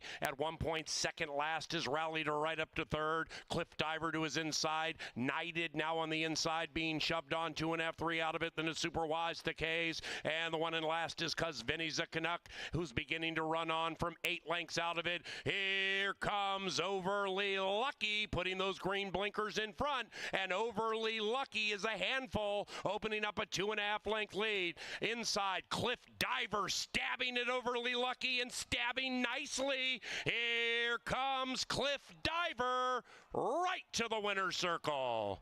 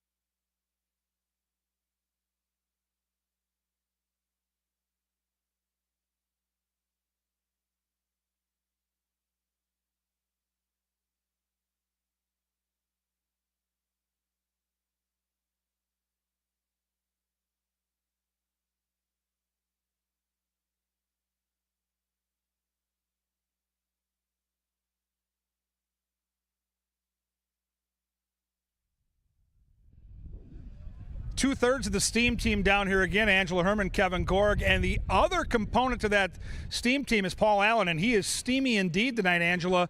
3 for 3 for the track announcer, and we both land on Kooky Berry. Got to give you a good feeling. I do feel good. I like riding the hot handicapper. I also don't mind riding a hot trainer, and Tony Rengsdorf's won 2 of the first 3, so he's gotten Meatloaf on the card so far. Minnesota-bred girls, 5 furlongs on the turf, and for fans that are just learning the game, maiden races like this where nobody's won a race. Just give us a thumbnail sketch of how you approach a race like this. Well, in looking at maiden races, you just want to, they don't have that much to go on. So you have to dig sometimes a little bit deeper into pedigrees, into workouts, into things like that that may not be on paper as far as running lines go. If you're not impressed with anything that's run thus far, and you may not be, you do have to dig a little bit deeper. But you can find some prices that way, and especially when it comes to turf racing, and some of these are going to be venturing over to it for the first or second time, you take that second look and hope for finding a little bit of value. All right, one of our favorite handicappers, and he's outstanding at his craft, is Jay Litza. You can find his picks every day in the Star Tribune, and he is bullish on the one Batlin CJ. Now, let's be honest. Jay's not only a great handicapper, but he's the president of the Joel Burnt fan club. And why wouldn't you be? Because Joel Burnt is one of the greatest trainers in the history of this racetrack. What do you think of the Litza tout from the inside? I actually really like her. I was going back and forth between her and my top pick because they weren't that far apart last time in a race behind Honorable Mischief. That filly came up with some seasoning from Oaklawn Park, but Batlin CJ is the one that I took second because she comes from just a little bit further off the pace than Diggs and Diamond's Head. But I wouldn't be surprised with this rail draw to see Sanchez get more aggressive with her, keep her in the race, and maybe keep her out of trouble with that inside draw, because sometimes it can get crowded around the turn with a full field like this at 5. My sneaky long shot is the 4. That's Hout Charlotte. Make the jockey Kelsey Haar. Now, in a maiden race, what I look for sometimes is speed. If you can get loose and get the front in a maiden race, sometimes that's half the battle. I think Hout Charlotte, Ange, has a chance to be loose here. I do too, and I wanted to use a horse with speed. I did see Hot Charlotte, but the fact that Hot Charlotte hasn't been seen since September led me to the filly that's walking by us right now, or I should say the mare, Diggs and Diamonds. Diggs and Diamonds started once last year going 5 furlongs. It was against Open Company. Now she gets back with Minbreds, and the last time that we saw her doing it, she was on the dirt. That was last time around, and she showed really good speed, chasing Honorable Mischief the entire way. She had every right to get tired. That was her first start in quite some time, in fact, since that September 13th race. And Diggs and Diamonds might have a little bit of a seasoning edge on some of these, including Baby Doll Peach, the other burnt trainee, who we have not seen since 2023, and this will be her first start in her home state of Minnesota. Horse is behaving well down here. The 5-horse Kooky Berry, who I'm on and Paul Allen's on, looks the part. I think this horse probably will down the road prefer longer, but I think in this race should be in a good tracking spot and poised to pounce turning from. One way to bet this race, if you like the favorite like I do, might be a trifecta where you go 5 with all, because I think there could be some chaos. I like your 7 as a sneaky horse. I think the 4 has a shot as well. Anybody else catch your eye out here?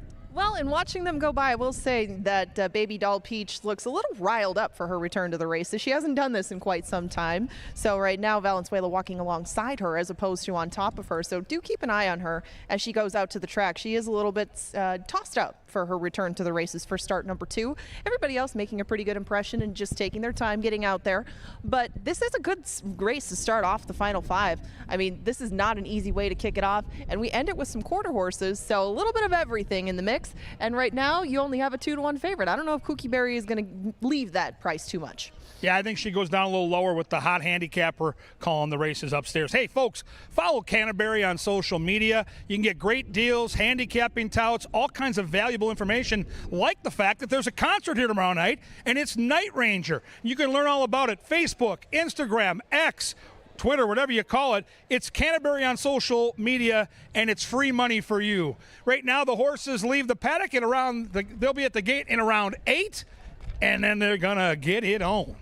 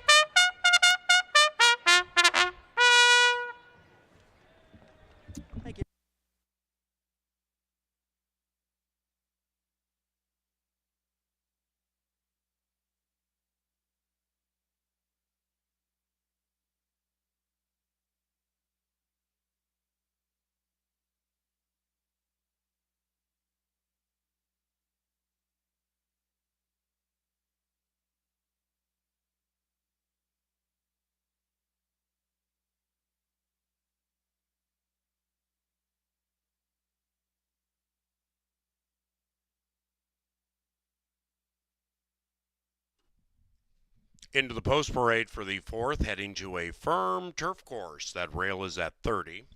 And number 4, Hope Charlotte, is picked up by Kelsey Har. 5 minutes.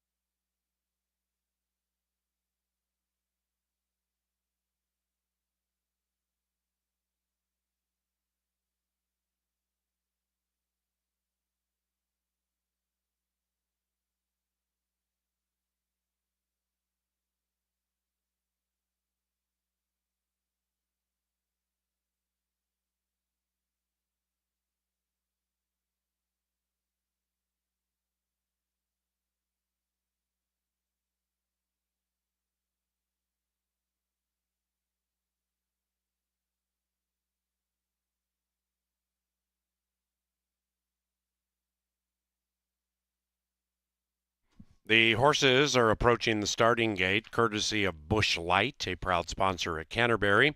And Saturday is Seltzer Fest. More than 100 seltzers from local breweries and national brands. Plus, it's Belmont Stakes Day. It's all presented by Bud Light Seltzer. Join us for Seltzer Fest this Saturday. CanterburyPark.com.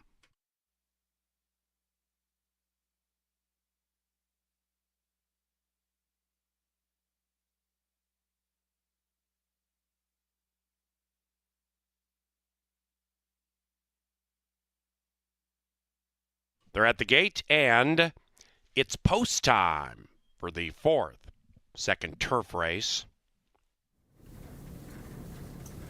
Commencing of the final five.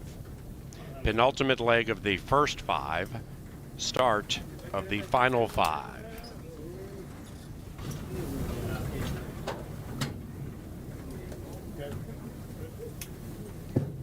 We'd like to welcome our friend Negative Dave, joining us from Chandler, Arizona, watching and wagering and taking part in racing history from afar. Negative Dave, welcome to the show. Digs and Diamonds goes in. Hope Charlotte spinning about. Charlotte and Kelsey. Charlotte and Kelsey. No relation to Bacon and Rice. They've gone in. And Sassy Mama last in line. 9 in a line. Turf sprint time, and here they are. Kelsey got flung. Rider off the 4. Har rejoining.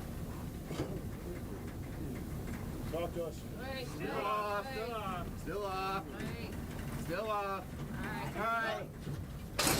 And they're racing in the Nagy Turf Sprint. And Minnesota Rose is in full bloom with the early speed at 9-1, joined by a cantankerous Haute Charlotte, who's good to go, now joined by Baby Doll Peach to the outside. After that, it is Kooky Berry, trainers trying to win 3 in a row. Then we come back to Sassy Mama, beginning to advance and gallop up about 5 out of it. And Baby Doll Peach is taken over at 6-1. That's a juicy number and opens up by 2.5 lengths. After that, Grace Lace to the outside of Rockin' My Feather Boa. Then it's a big gap back to Battle and CJ, and the one in last is Digs and Diamonds, and the one in first is Baby Doll Peach. Now Sassy Mama is unfurling a huge run on the outside, and behind that one is Kooky Berry trying to get Baby Doll Peach. Here comes Sassy Mama. Sassy Mama, upset alert at 13-1.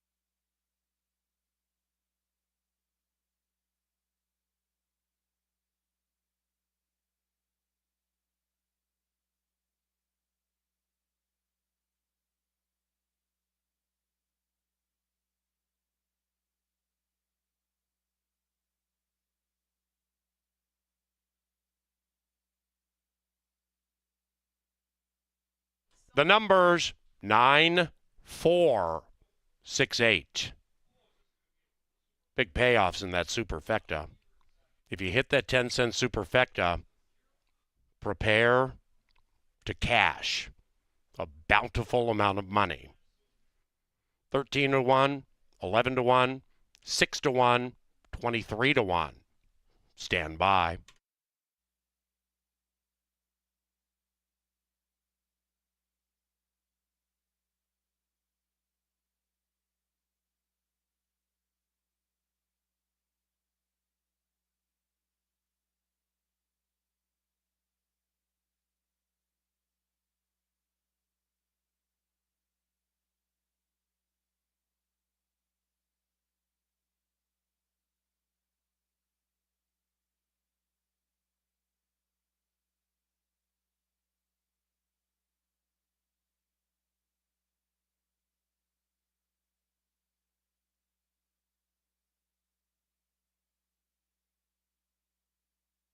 Cashable. That superfecta paid $1,021 for a dime. 9468. 9468. If those were your numbers, 1,000 and small change for a dime. Trifecta paid $450. That's 50 cents. Pick 3 from race 2, 117. And the exacta, 9-4, $158.10. Big fields, big payoffs, big league racing right out here at the park. Back to the John Deere Dirt for race number 5. Second leg of the final 5. 10% takeout on those pick 5s, the nation low. And the final 5 begins with a 13 to 1 outsider. No scratches, no rider changes in the 5th, which is courtesy of Pepsi, the official soft drink provider of Canterbury Park. And we also thank Tri-State Bobcat, Choice Electric, Atomic Data, and Culver's Shakopee.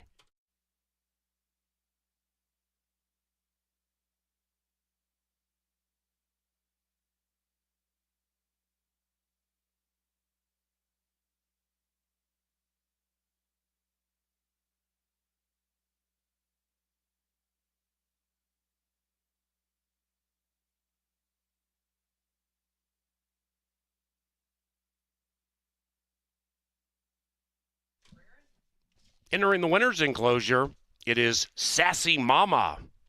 Couple of victories this evening for Fausto da Silva. The winning owner, Eric Berg, and the winning trainer, Troy Bethke. Sassy Mama is a 3-year-old chestnut filly by Get Stormy from the Mineshaft mare, Sassy Molly. And the victorious filly was bred in Minnesota by the winning owner, Mr. Eric Berg. Race 5, 20 minutes from now. Don't get shut out.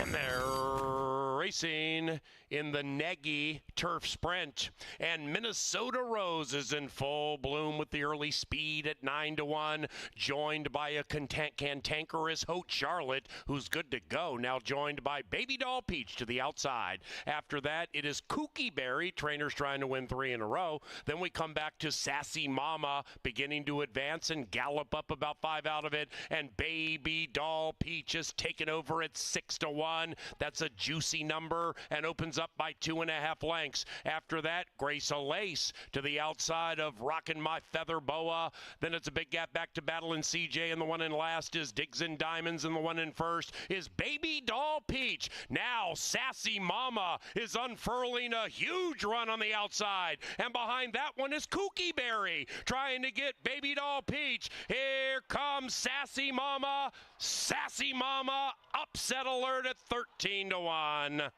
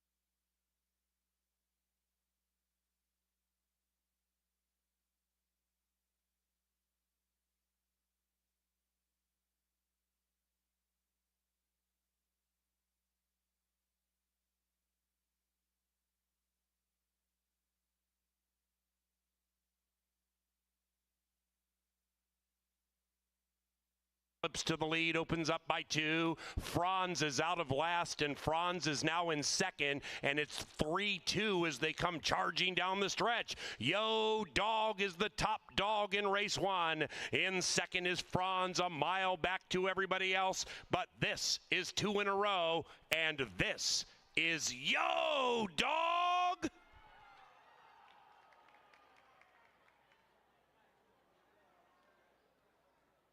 The stretch and do so with an ever-widening lead, and it is West Island leading Total Surprise, who still is very game. Behind them, Infinite Moro watching a good one from 7 out of it. West Island on that stretch out, starting to feel it. Total Surprise trying to put a surprise on him, and it's done. Total Surprise runs down West Island and prevails.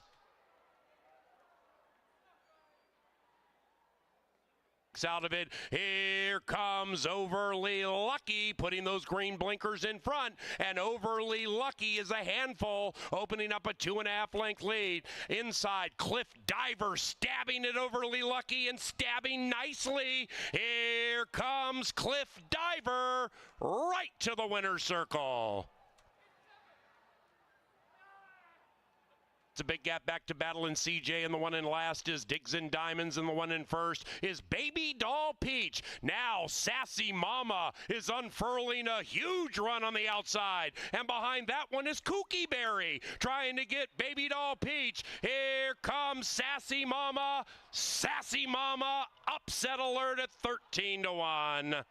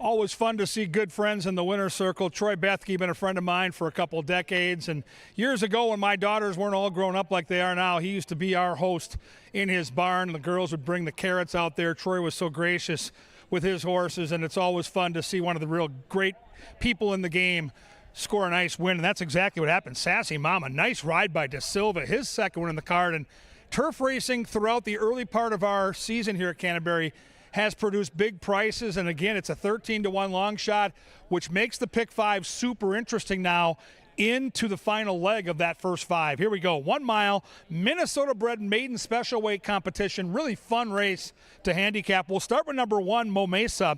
Matt Williams, the conditioner. Luis Fuentes, the pilot. This is Angela Herman's top pick, and Angela's great at picking out value-laden horses. I think this horse ends up being a pretty nice price. You get first-time Lasix. You get second-time blinkers on Miss Angela's tout. My pick in the race will be the next horse in line. That's Josh's Drama. Pete Matson, it's a homebred, and we all know that Pete wins a lot of races here in Shakopee. This horse had some good starts down at Tampa. We're going turf to dirt, and I go back to last summer.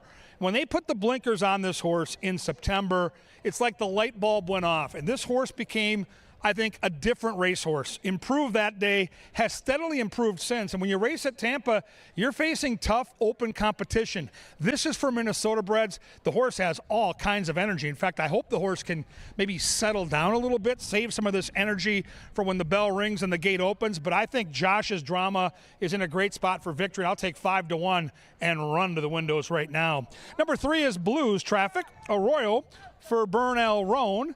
And this horse hasn't shown a lot of form in 2 starts, but it is a Hall of Fame trainer, so the horse can certainly improve from here.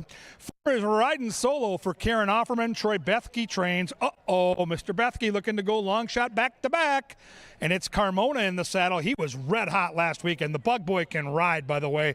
Sarah Finn was Sarah Wynn last weekend, so keep an eye on those sneaky long shot connections. Number 5 is Red's Mr. Z. De Silva, the hot pilot, looking for the hat trick here. 30-1. He's got stalking speed. They'll need to really improve, though, to beat this bunch. 6 horses taking some money right now. And there are some things on paper to like about this horse. You get Found Jordan, who's been knocking at the door time and time again for Virginia Peters. She's the trainer, the breeder, and the owner. That's pretty cool. And Kelsey Har rides, so it's all about a girl power thing. Got to cheer for Found Jordan. This horse looks like a horse that's going to get the job done here very soon. Maybe 5-1, maybe tonight, going turf to dirt. 7 is Lil's Classy Dude. Sophia Barandella gets the mount here. This horse has been off since September. 0 for 11 in the career, but does have a decent foundation. If this horse is going to win, likely he's going to do it from off the pace, and we'll see how hot the pace gets, because the horse next door, number 8, has lots of early speed. BL's Concerto. Rodriguez gets the call for Larry Donlin. 3rd off the layoff, off a couple of sprints. Interesting if the horse is able to get to the front. The 9 horse has some steam to it. Holy cow. Look at this price. 4-5 for Joel Burnt's Victorious Venda. Quinones gets the call. And here's the deal. This is what Joel Burnt does. Maidens go out, they get their first start, they get their feet wet, and then the brilliant training takes over. And Burnt is near 40% with maidens second out. And I'll tell you this. The 9 looks spectacular here in the walking ring. Ears up, dappled out, and gorgeous looking horse. So obviously the money's coming in for a reason. The 9 is absolutely, positively the horse to beat. Outside marker, do not forget about this horse. This is Latin Force. Constantino Roman for Mr. David Van Winkle. 9-2 morning line set by a professional, and right now we see 11-1. Now, I don't think the horse is a logical horse to win, but I do think this horse can get a part of that superfecta or trifecta. Very fair price right now. Man, that 9 really catches the eye with the dapples. Whew, good looking horse, but I'm on the 2. I'm not backing down. I've got my 2. I'm going to take a shot with one of the horses that's got that early speed. I respect what Joel Burnt does, and that's why you have to go to the windows and put your opinion where it really matters, with your wallet and your money.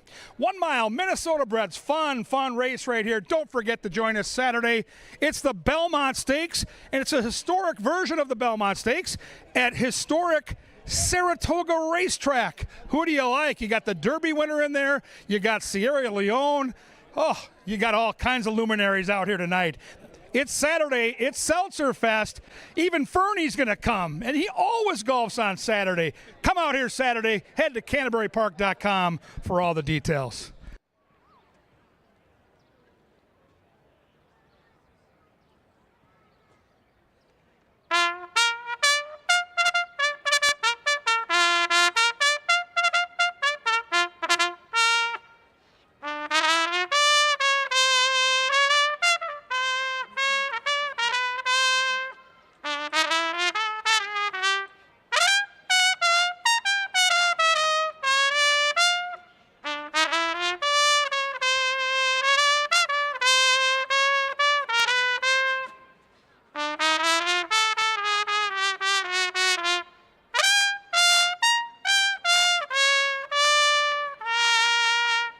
Hey, Sir Leonard Dykert, best in the business with that nifty little ditty, brings them onto the John Deere dirt for race number 5.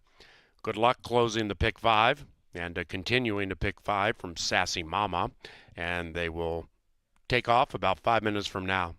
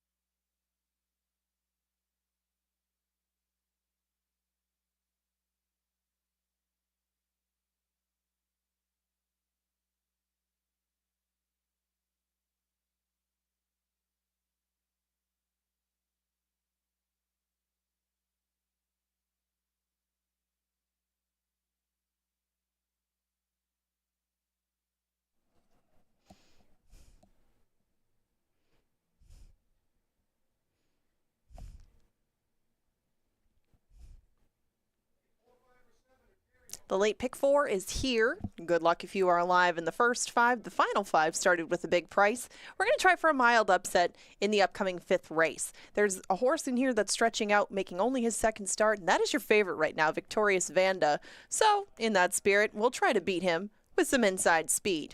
The 2 horses on the inside, well, hopefully they show a bit more pace. Josh's Drama doesn't have to show much more. This is a look at their past performances, at least in recent history for Josh's Drama. He's shown speed. He's shown it on the turf. He's shown it on the dirt down at Tampa. But Mo Mesa has shown a little bit, just hasn't quite been able to keep up. We're going to take a little bit closer look at Mo Mesa because I think he'll be the better price maybe by the time all is said and done. Should be about the 3rd choice, but he and Josh's Drama both provide a bit of value. Now this is Mo Mesa. You just saw his running lines. But taking a closer look at a couple of things, including his morning line price, which has come down, Mo Mesa is also getting Lasix today. He has not had it for his first 4 starts, and that could be an improvement for a horse that is just tiring a bit at the end of his races. But these are the 2 things looking at 2 that should move him up. Now, Mo Mesa has been running against Open Company. He's been going a mile and a 16th, and he's been at Oaklawn. His trainer, Matt Williams, has had a great meet thus far at Canterbury. These are his numbers. Even though they're, not a huge sample yet, they're very good. The most important part being if you bet him in the blind, you're making money. He's 3 for 7 at the meet, and none of his horses have missed the board. All of the winners were ridden by Luis Fuentes, who is in the saddle today. That's a good angle. Inside speed, a couple of horses try to upset the favorite. Good luck in the pick 4.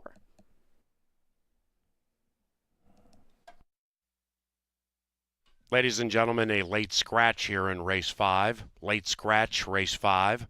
Scratch number 7, Lil's Classy Dude. Here in race 5, scratch number 7, Lil's Classy Dude. Pick 3, 4, and 5 action, including the 7. Head to the starting favorite here in race 5.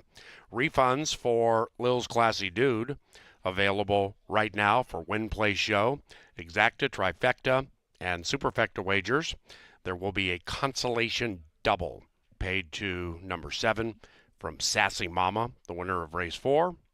And refunds are available for doubles involving number 7 that begin here in race 5. Number 7, Lil's Classy Dude, late scratch.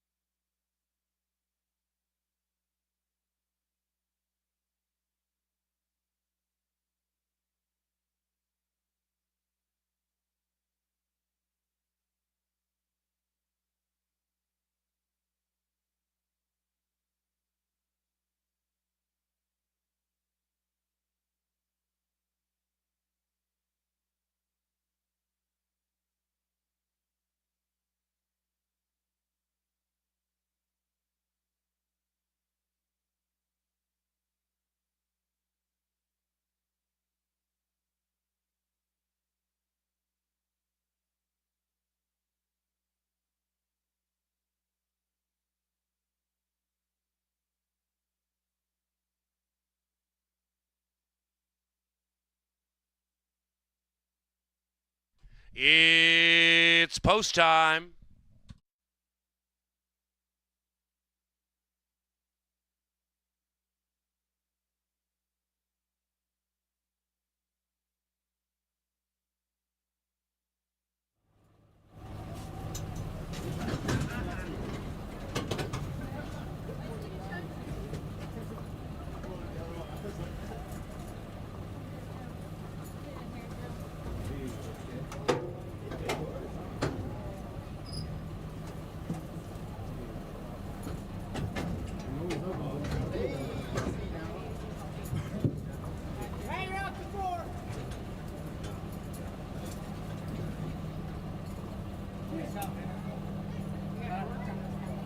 Not me, I'm seeing it in the Jockey.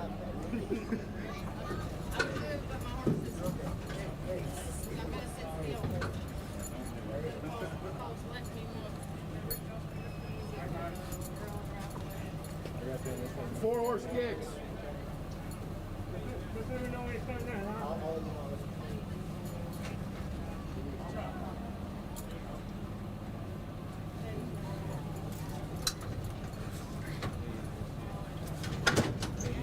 Riding solo in. Two back. Okay. Rider on. Still got two back. And one out.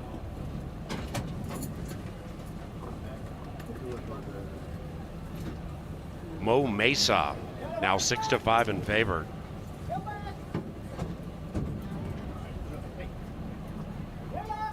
And they're racing. The Tampa Steam, Josh's Drama popped out very speedily, and so did the long shot Riding Solo, a bit cranky into the gate, but definitely headstrong now. And Riding Solo is right alongside Josh's Drama. Outside of them, Victorious Vanda, that's the gray, on the 3 wide side. Then we come to Fallon Jordan, close handy, 2.5 lengths from the lead, and to the outside of Blues Traffic, who's in traffic, and to the inside of BL's Concerto on the stretch out. After that, 5-6 lengths back to Mo Mesa, about 1.5 lengths clear from Latin Force, and the one in last is Red's Mr. Z. Covered by 15 up the barn side, Josh's Drama looking for no drama on the early lead, but is not going to be satisfied because now Riding Solo joins between, and Victorious Vanda has joined in kind 3 wide. Found Jordan right behind them, is all dressed up with nowhere to go. Then it's BL's Concerto. Very wide around the turn, but very much in it, and far clear from Mo Mesa, who's running on. Mo Mesa at 3-2, beginning to run on and run on rather fast. They have a quarter of a mile to go. Josh's Drama put away Riding Solo, now has to deal with Victorious Vanda, and outside of that is BL's Concerto. Found Jordan behind them, and Mo Mesa 5 out of it wide. Victorious Vanda, Josh's Drama to the inside. Victorious Vanda takes the lead, runs away by 1, make it 2, race over. It is Victorious Vanda who is gone. 9-2 and tight photo for the show.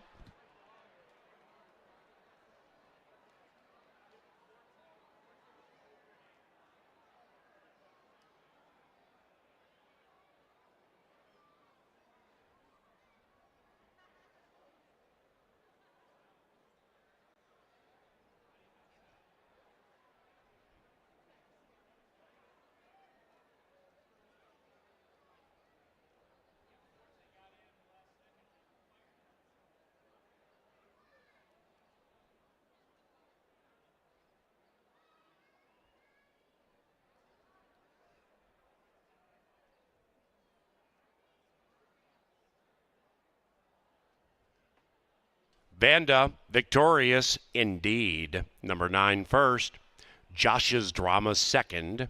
9-2 and a photo. 142.64 was the final time.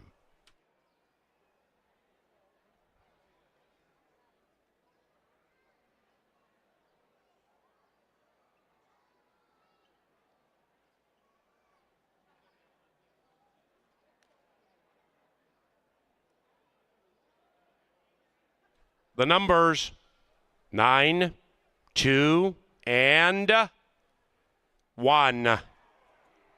Mo Mesa. BL's Concerto. 9218. Hold them all.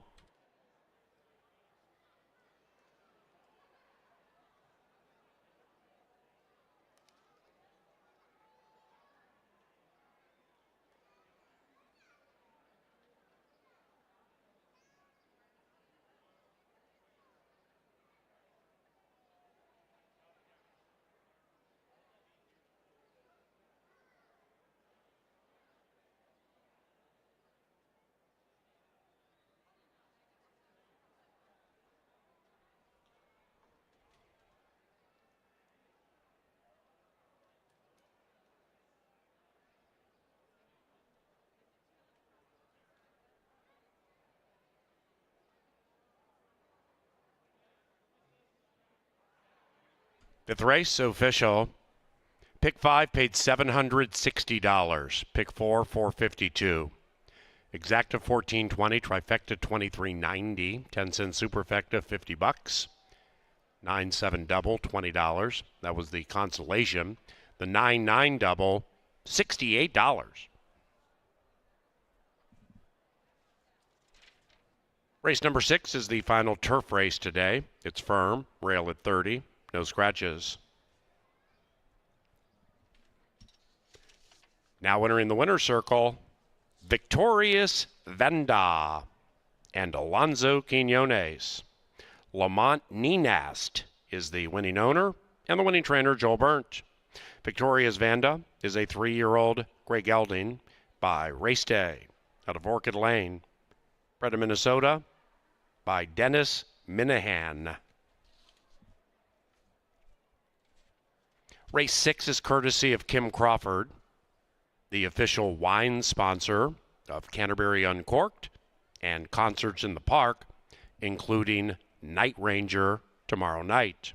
We also thank Hormel, Fairfield Inn, Gallagher, and Greystone Construction. We're just 20 minutes from race number 6.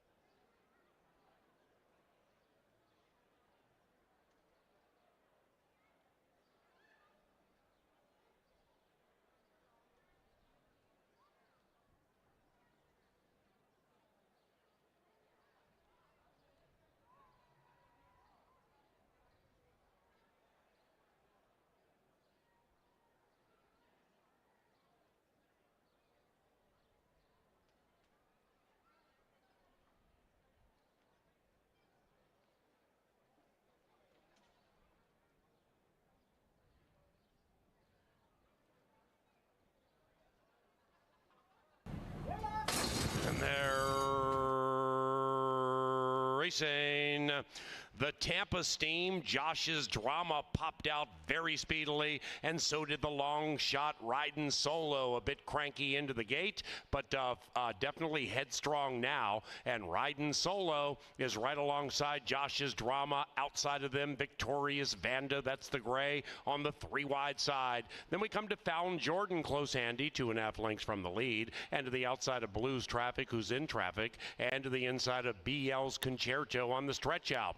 After that, 5-6 lengths back to Mo Mesa, about 1.5 lengths clear from Latin Force, and the one in last is Red's Mr. Z. Covered by 15 up the barn side, Josh's Drama, looking for no drama on the early lead, but is not going to be satisfied because now Riding Solo joins between, and Victorious Vanda has joined in kind 3 wide. Fallon Jordan right behind them is all dressed up with nowhere to go. Then it's BL's Concerto. Very wide around the turn, but very much in it, and far clear from Mo Mesa, who's running on. Mo Mesa at 3-2, beginning to run on and run on rather fast. They have a quarter of a mile to go. Josh's Drama put away Riding Solo, now has to deal with Victorious Vanda, and outside of that is BL's Concerto. Found Jordan behind them, and Mo Mesa 5 out of it wide. Victorious Vanda, Josh's Drama to the inside. Victorious Vanda takes the lead, runs away by 1, make it 2, race over. It is Victorious Vanda who is gone. 9-2 and tight photo for the show.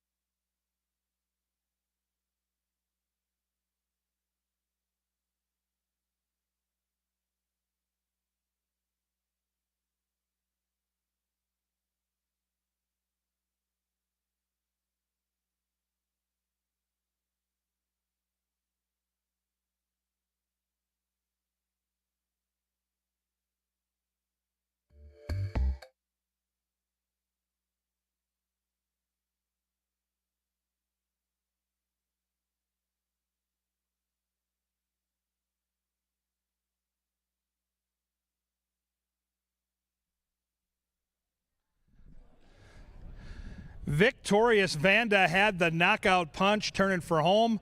Quinones was loaded 5-2. That horse looked like a battleship with legs out here in the walking ring before the race and ran to those looks as the second choice. Now we get our final thoroughbred race of the night. Don't forget we've got two outstanding quarter horse stakes races for races 7 and 8. We're going to go back to the turf. Another cool maiden race to handicap here. Horses looking for career win number 1. And let's take a look at the field, starting with number 1. Holy moly, Shipman. Barrejas gets the call from Miguel Angel Silva. The crafty trainer puts the blinkers on tonight. So expect maybe a little more early speed from that inside post. She just hasn't shown a lot in her 3 career starts, but that was at the fairgrounds. And that was against Open Company.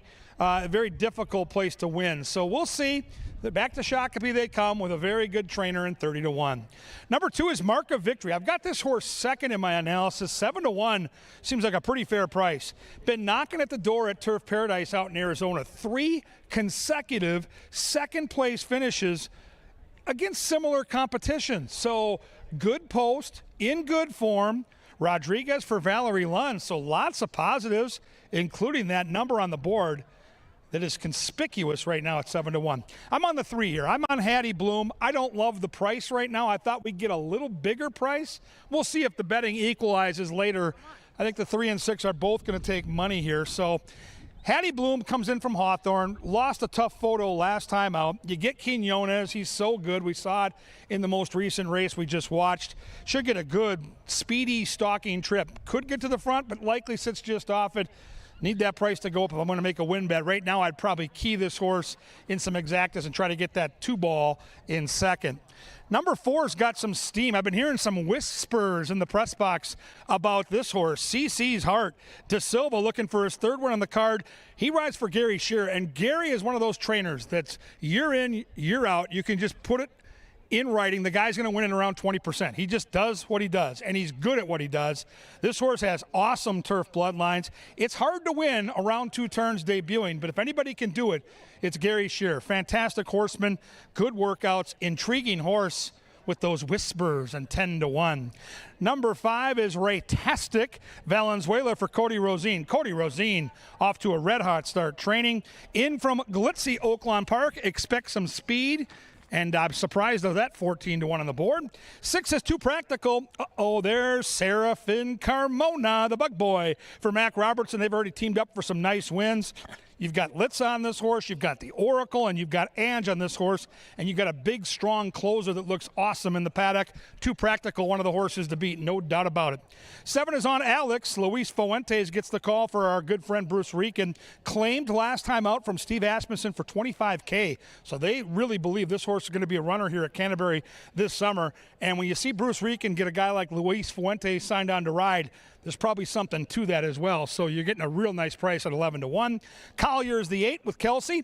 Veronica Littman, the trainer, in from Chicago, stretching out and looking good in the paddock. And number 9 is Diamond D, Constantino Roman for the Lund Gang. And, of course, with the Lund Gang, you get a horse that's got some nice Turf Paradise form. They come to Shakopee every single year ready to rock and roll. That 9's got some nice energy down here in the walking ring. Maiden's looking for that career win, that number 1 win to set their big stats off in motion. It's a great betting race here. So who do you like? All kinds of big prices up on that board. I'm going to head to the winner's circle with my main man, Kip. We're going to do a little Night Ranger trivia. Don't forget, one of the great bands of the 80s is here tomorrow night. Night Ranger at Canterbury. Head to CanterburyPark.com. Get yourself some tickets and have an awesome Friday night right out here at the park.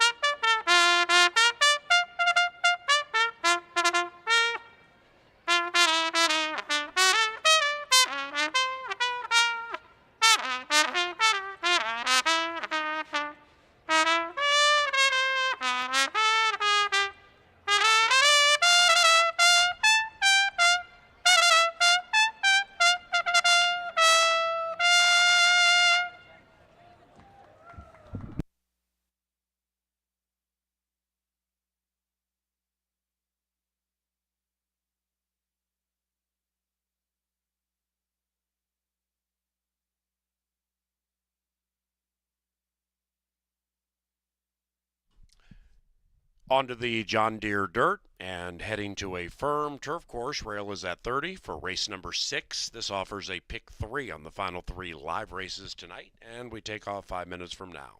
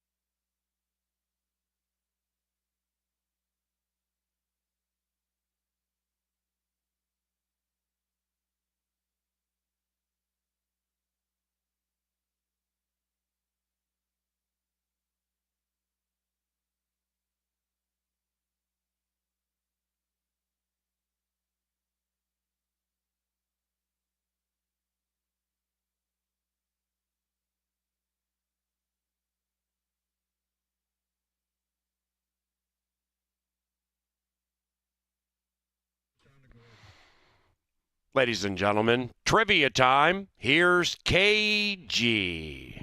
Well, I'm a child of the 80s, so I'm a big Night Ranger fan. Super excited they're going to be here at the park on that stage tomorrow night. Also excited to see Barb here in from Chicago.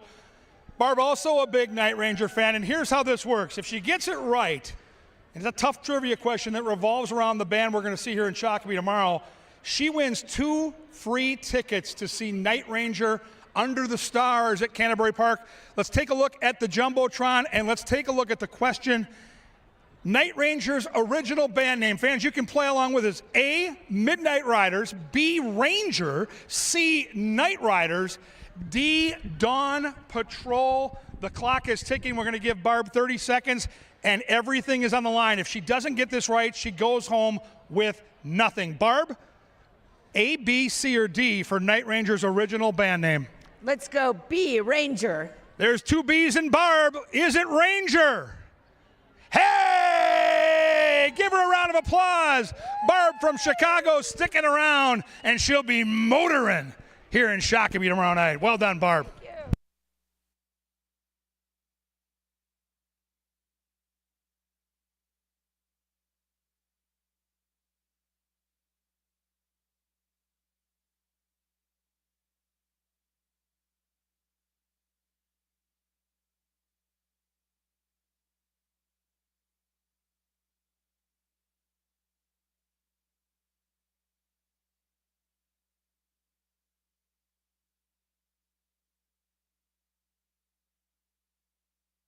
2 minutes.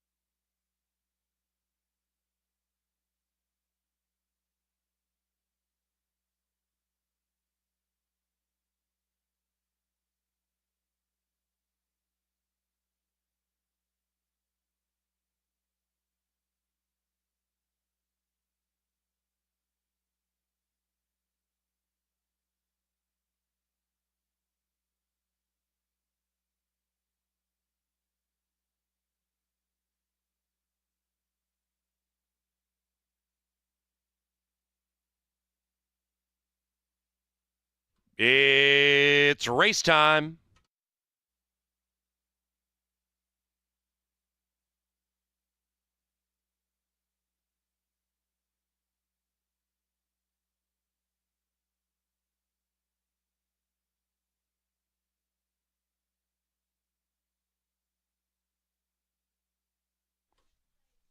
Moving in. Too Practical, the 7-5 favorite, has gone in. And here is Alex, Eddie Bloom, wearing the patriotic Winchester colors. CC's Heart, number 4, CC's Heart, just flung Jockey Fausto da Silva. Horse and Human, no worse for the wear. So that 4 filly is going to head into the gate. Sands, the rider, who undoubtedly will join. So 1.5 back. Diamond D and Fausto da Silva. Still off. Yeah, we're good. He's good. Come on out. Nice one.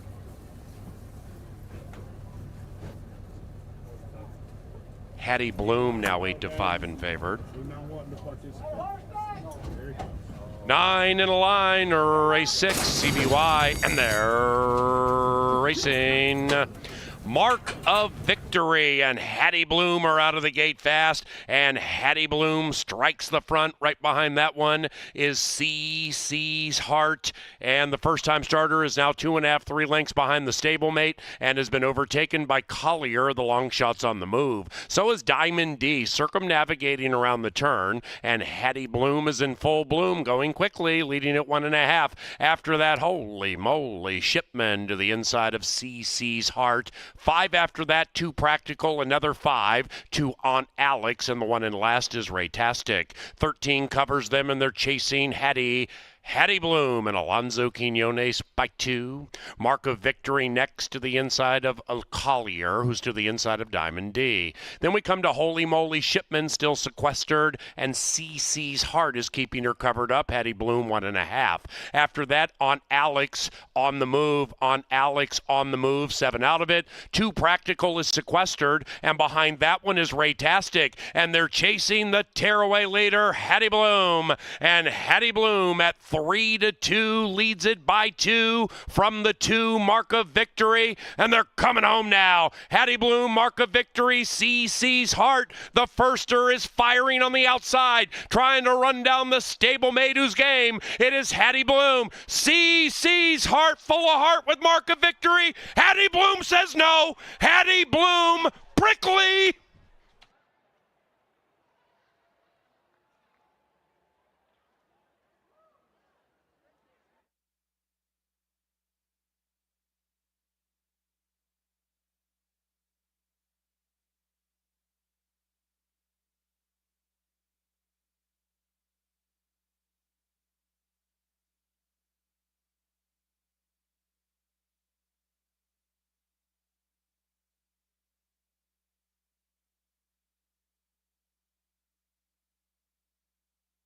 It's number 3, Hattie Bloom, wire to wire. Photo for the rest.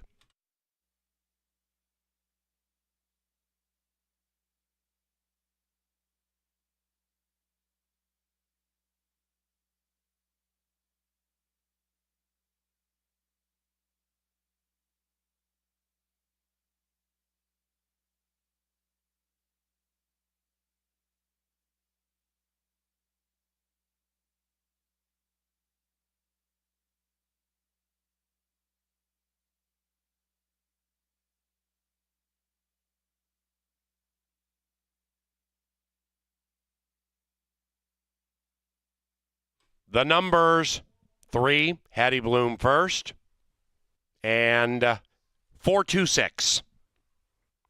3-4 Exacta. The barn swept the Exacta. 3-4-2 Trifecta. 3-4-2-6 Superfecta. All of that is unofficial.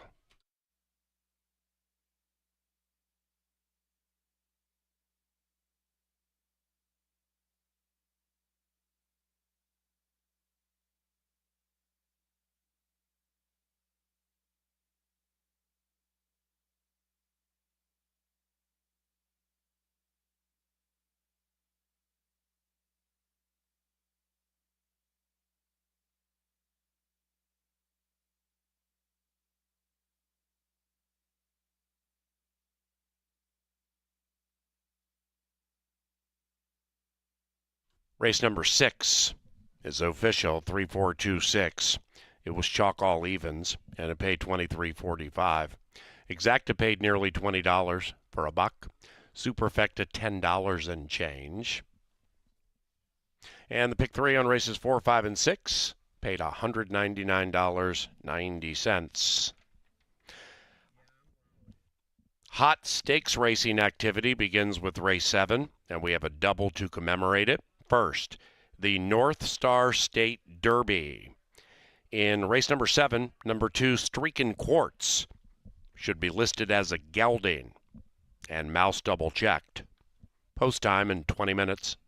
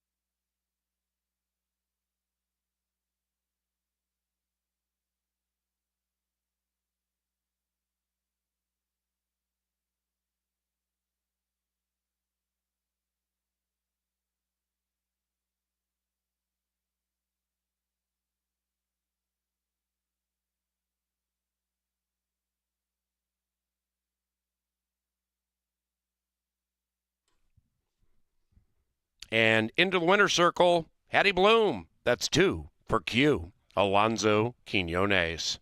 Hattie Bloom is owned by Winchester Place Thoroughbreds and the winning trainer, Gary Shearer. Hot stakes racing activity 20 minutes from now.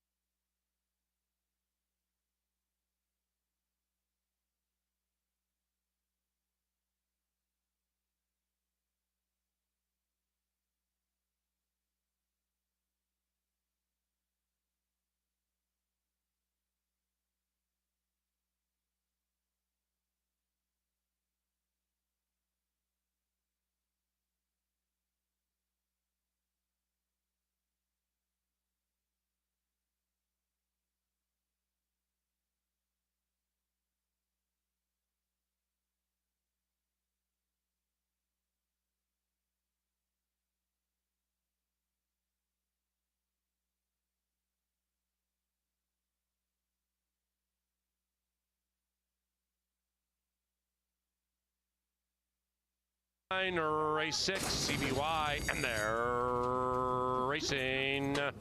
Mark of Victory and Hattie Bloom are out of the gate fast, and Hattie Bloom strikes the front. Right behind that one is CC's Heart, and the first-time starter is now 2.5, 3 lengths behind the stablemate and has been overtaken by Collier. The long shot's on the move. So is Diamond D, circumnavigating around the turn, and Hattie Bloom is in full bloom, going quickly, leading at 1.5. After that, holy moly, Shipman to the inside of CC's Heart. 5 after that, 2 Practical, another 5, 2 on Alex, and the one in last is Raytastic.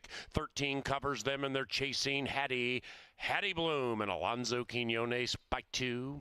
Mark of Victory next to the inside of Collier, who's to the inside of Diamond D. Then we come to Holy Moly Shipman, still sequestered, and CC's Heart is keeping her covered up. Hattie Bloom 1.5. After that, on Alex, on the move, on Alex, on the move, 7 out of it. 2 Practical is sequestered, and behind that one is Raytastic, and they're chasing the tearaway leader, Hattie Bloom, and Hattie Bloom at 3-2, leads it by 2 from the 2, mark of victory, and they're coming home now. Hattie Bloom, mark of victory, CC's Heart. The firster is firing on the outside, trying to run down the stablemate whose game. It is Hattie Bloom. CC's Heart, full of heart with mark of victory. Hattie Bloom says no. Hattie Bloom, Brickley.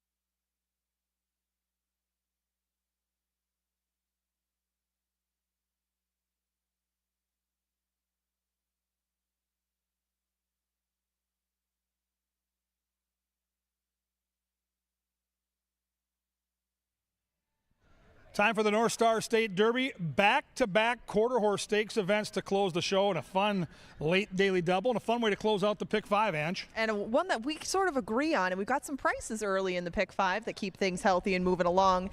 These state-bred races, sometimes just by nature of them facing off against each other so many times, look a little more formful on paper. So we do agree a lot in this late double, but we do have 7 in this one. No scratches, no rider changes. We are all on the same horse in the middle, but we can start on the inside with Avery's Treasure, because Avery's Treasure has put together some good work as the distances have got a little bit longer, and Avery's Treasure gets 400 yards tonight. Where did you put this horse in the mix? I've got this horse second, so I think this horse is an exacta player. I don't know what kind of price we're going to get, 5-2 in the morning line. I look up at the board right now and see 2-1, so this horse is clearly taking some early action. I like getting that prep race out of the way down in Oklahoma at Remington. Yeah. Got that prep out of the way from the inside, ironically. Didn't show much that day, but it's Valenzuela, it's Olmsted, it's a horse that already has a win here at Canterbury. I think the one's a major player. And did break very well that day, so with any sort of better start, Avery's Treasure should be involved in the mix from the beginning. Now, Streakin' Quartz right next door has only started twice in his home state of Minnesota. That was last summer. Big improvement from start 1 to start 2, but had to go outside of the confines of Minnesota to break his maiden. Now, coming back here and going against older horses that have some more experience on him, Streakin' Quartz seemed like more of an underneath sort for me, but right now it's taking a little money at 5-1. Yeah, new gelding. I don't know if that's something that handicappers are going to factor in, but that was an announcement during our changes.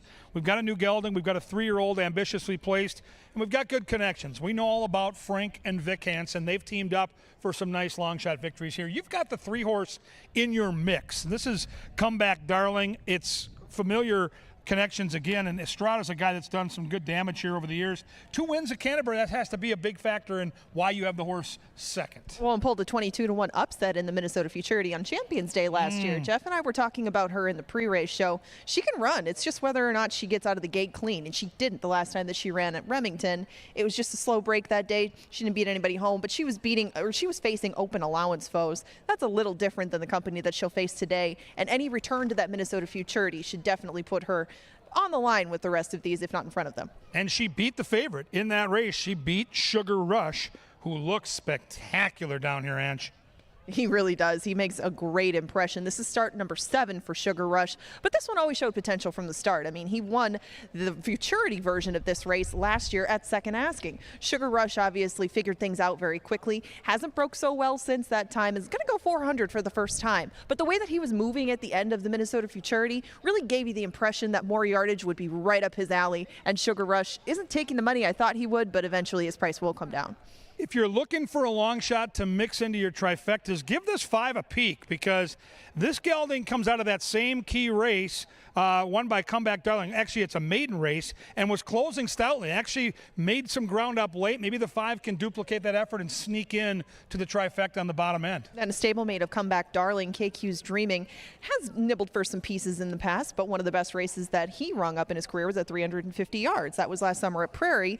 He and the other 2 to his outside are all maidens in here. Brother Tommy is one of the lighter race entities in here. Just the second start of the year and only the 4th start of his career. But he was another one that improved a lot from his first to second start. So you would expect to see another step forward in his second start as a 3-year-old. Comeback Darling and the horse just to his inside both beat him last year, but it was his debut. They could be forgiven for that. On the outside, Red Hot Mama, last time out from the rail, was forced into the inside and into the rail. Outside post to me is always the most advantageous in these straight liners with the cues. So better post, 12-1 morning line set by a pro. And look at that betting, 5-1 up on the board. So you've got some interesting wagering going. You've got to make the ultimate call when you get to the window. It's a $20,000 Minnesota bred stakes. It's the North Star State Derby. It's coming up. It's coming at you. And it's next.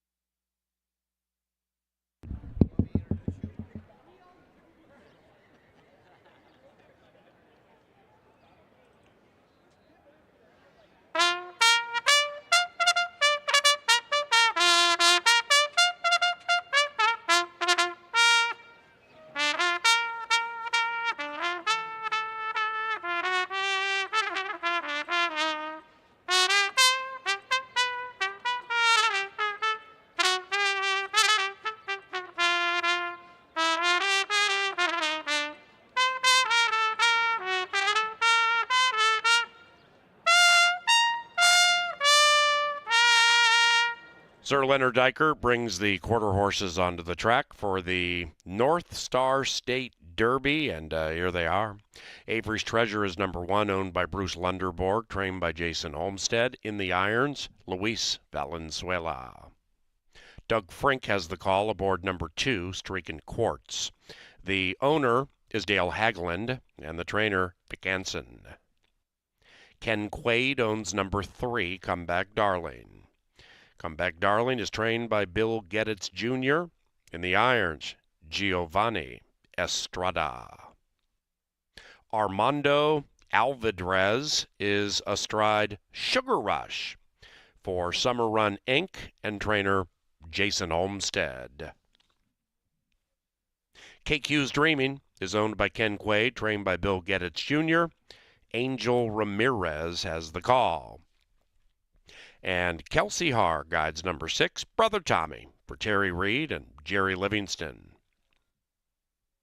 Number 7 is Ken Quaid's Red Hot Mama, trained by Bill Gedditz Jr., the jockey, Ray Hernandez. Those 7 do battle 5 minutes from now in the North Star State Derby, right out here at the bar.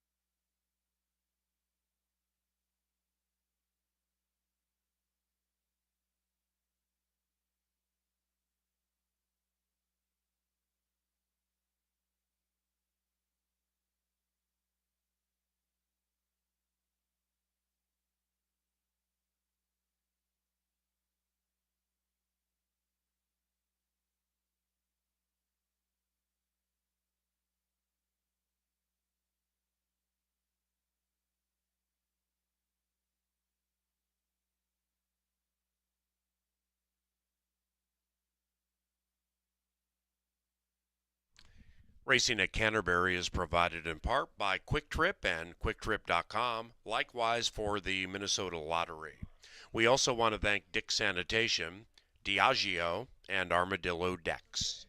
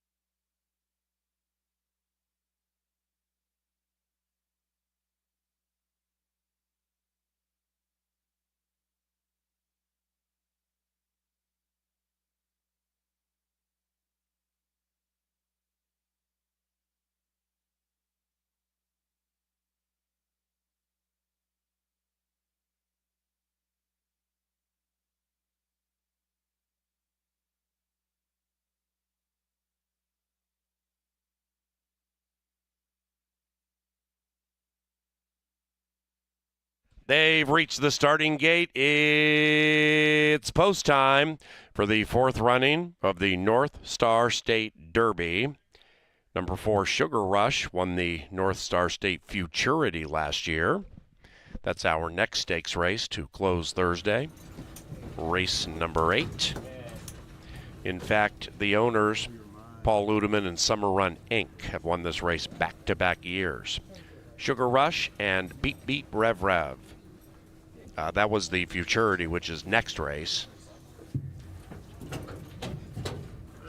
The North Star State Derby, won last year by EOS Whiskey Girl at Russ Hardy for Alexis Ramirez. That's our problem child from this morning. Sugar Rush now 9-5. Avery's Treasure 2-1.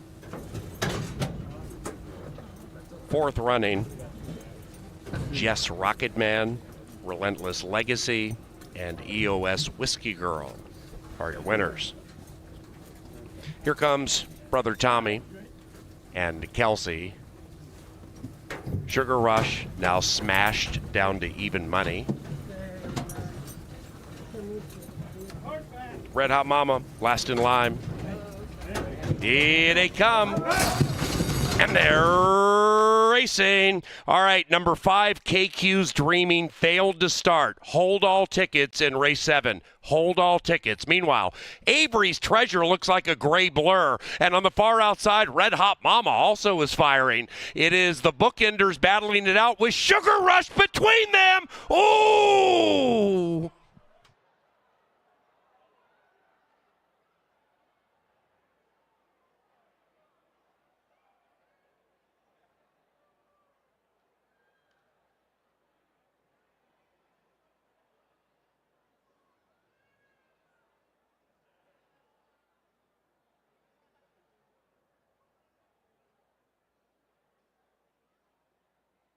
Inquiry into the start, hold all tickets. Inquiry into the start, hold all tickets on race number 7, please.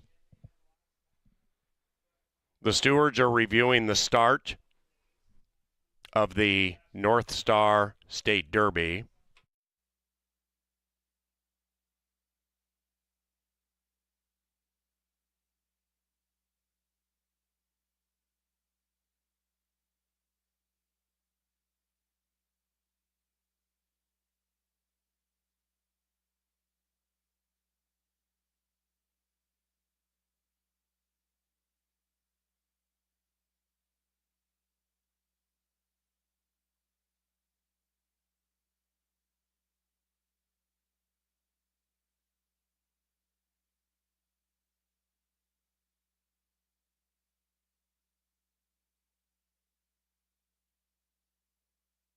The stewards are looking at the start of number 5, KQ's Dreaming, to make sure the 5 had a fair chance to race. So they're going to look at the starting gate stall for number 5, which clearly did not open in unison with the rest of the field. So everybody who has wagers involving number 5, hold all of those tickets, every single one of them. We'll have a result of the photo here shortly, and also information involving number 5.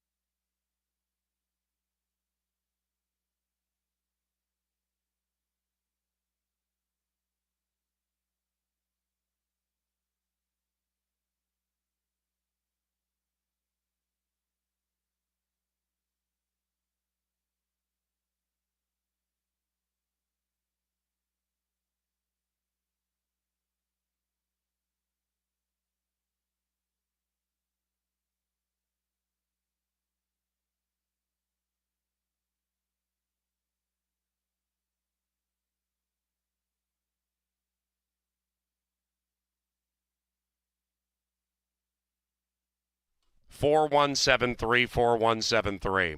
Ladies and gentlemen, specifically those of you with wagers on number 5, please listen closely, and we will show the head-on of this eventually, maybe after the winner circle ceremony of the stakes race. Number 5, KQ's Dreaming, is deemed a starter. Number 5 is deemed a starter, and we're going to look at it now. Number 5 uses a flipping halter, which is attached to the front of the stall. Now, right as the gate popped, number 5, KQ's Dreaming, leaned back and with the flipping halter kept the gate door closed. So the starting gate operated exactly as it was supposed to, but due to the flipping halter worn by number 5 that is attached to the front of the stall, when number 5 leaned back right before the start, it kept the gate doors closed. Now, per Minnesota Racing Commission rules, with that happening, number 5 is deemed a starter. So there will be no change to anything involving race 7. Welcome to the winner's circle, Amber Carlisle. She is the senior manager of racing operations at Canterbury Park, making the trophy presentation to the connections of the winner, Sugar Rush. Owned by Paul Ludeman, Summer Run Inc., trained by Jason Olmstead, and the rider is Armando Alvidrez. Sugar Rush is a 3-year-old bay son of one fabulous eagle out of candy-coated paint, bred in Minnesota.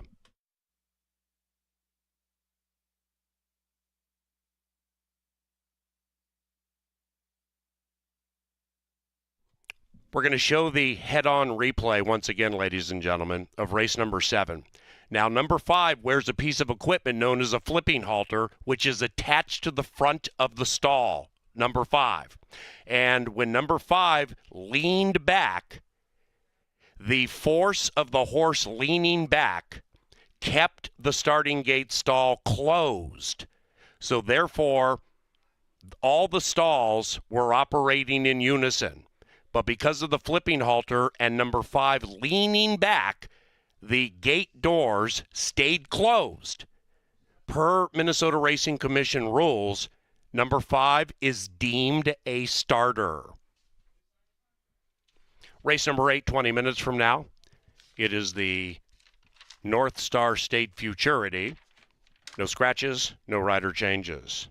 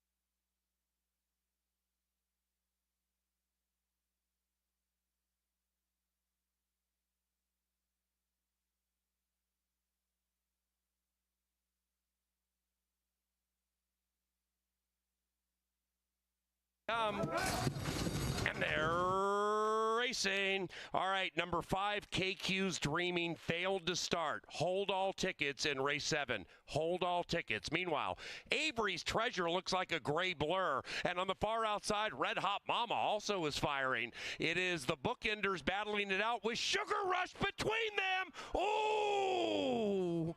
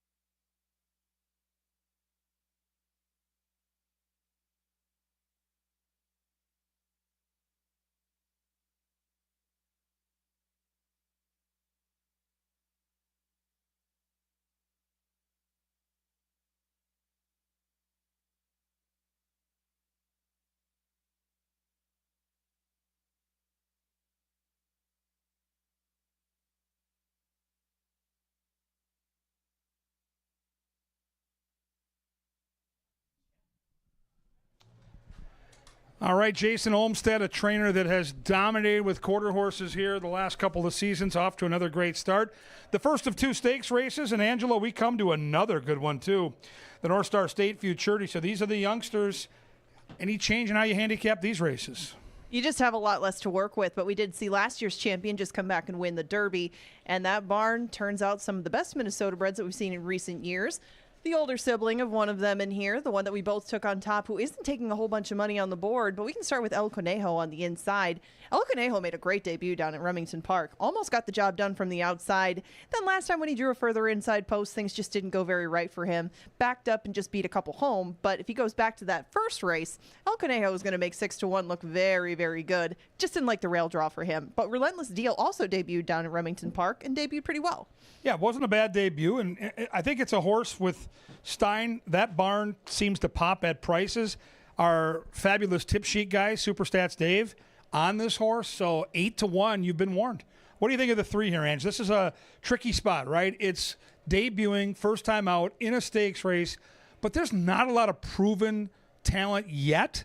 Do you give Firsters a chance here? Because I think this horse fits. It's a tough spot for Firsters, but, I mean, all the rest of them only have 1 or 2 starts to them, so not that much behind his competition. This is one of 3 from the Stein barn. Usually they take a start or 2 to really show their best, and that was kind of my thought with Nova Wagon.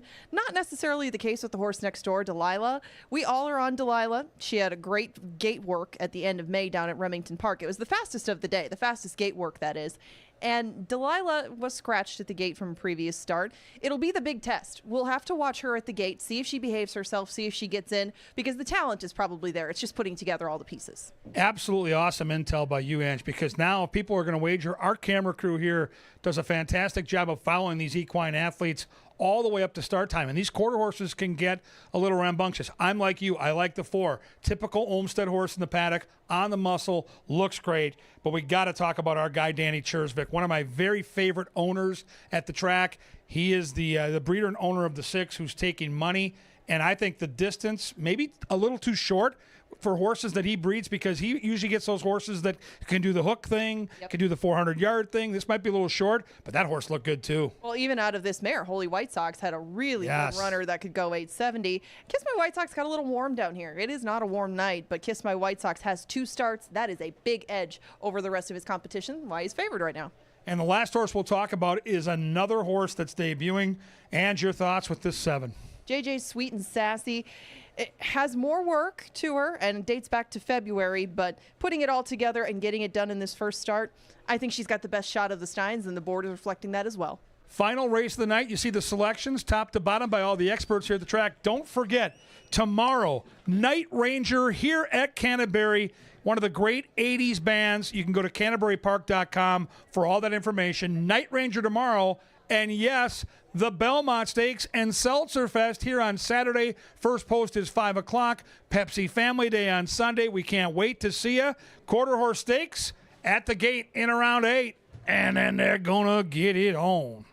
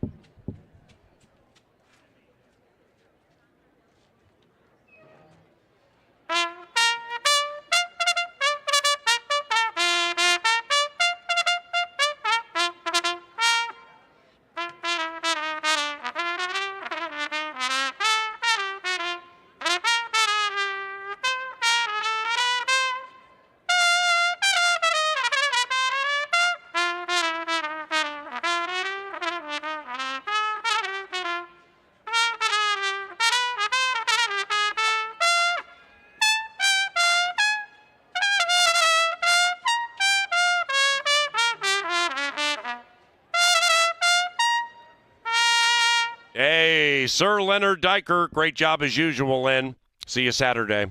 And Lynn Diker's call brings them onto the track for the 4th running of the North Star State Futurity. And here they are.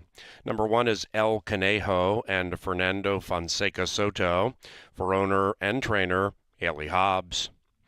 Tom Maher owns Relentless Deal. The trainer, Tyler Stein. The jockey, Angel Ramirez. Miguel Ramirez rides Nova Wagon, also owned by Tom Maher and also trained by Tyler Stein. Jason Olmstead trains number 4, Delilah. The rider, Armando Alvarez for Lunderborg LLC. Number 5 is Dashing Muy Maca. Dashing Muy Maca is ridden by Luis Valenzuela for trainer Jason Olmstead and owner Migueli Sanchez. Dan Chersvik owns number 6, Kiss My White Sox. Pat Swan trains. Alfredo Triana Jr. rides. Eugenio Navarrete Jr. handles number 7, J.J. Sweet and Sassy. Jerry Oxner is the owner, Tyler Stein the trainer. And Bill Gedditz Jr. handles number 8, She's Got Rhythm, for jockey Giovanni Estrada, the owner, Ken Quaid. Those 8 go to the gate for race 8, the North Star State Futurity, and there they are.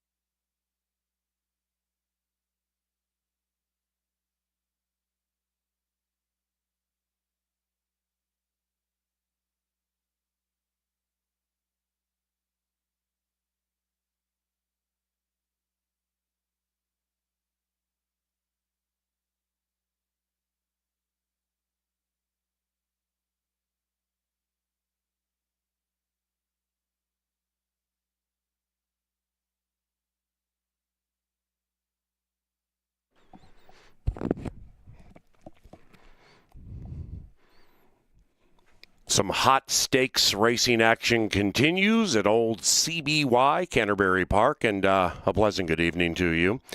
I am the Chaser, and as an announcer and also the Chaser, quite honestly, I'm having a tough time figuring out how to pronounce number 4.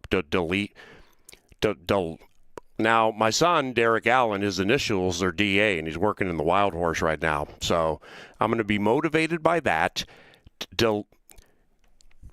You know, I'm just going to call her a winner.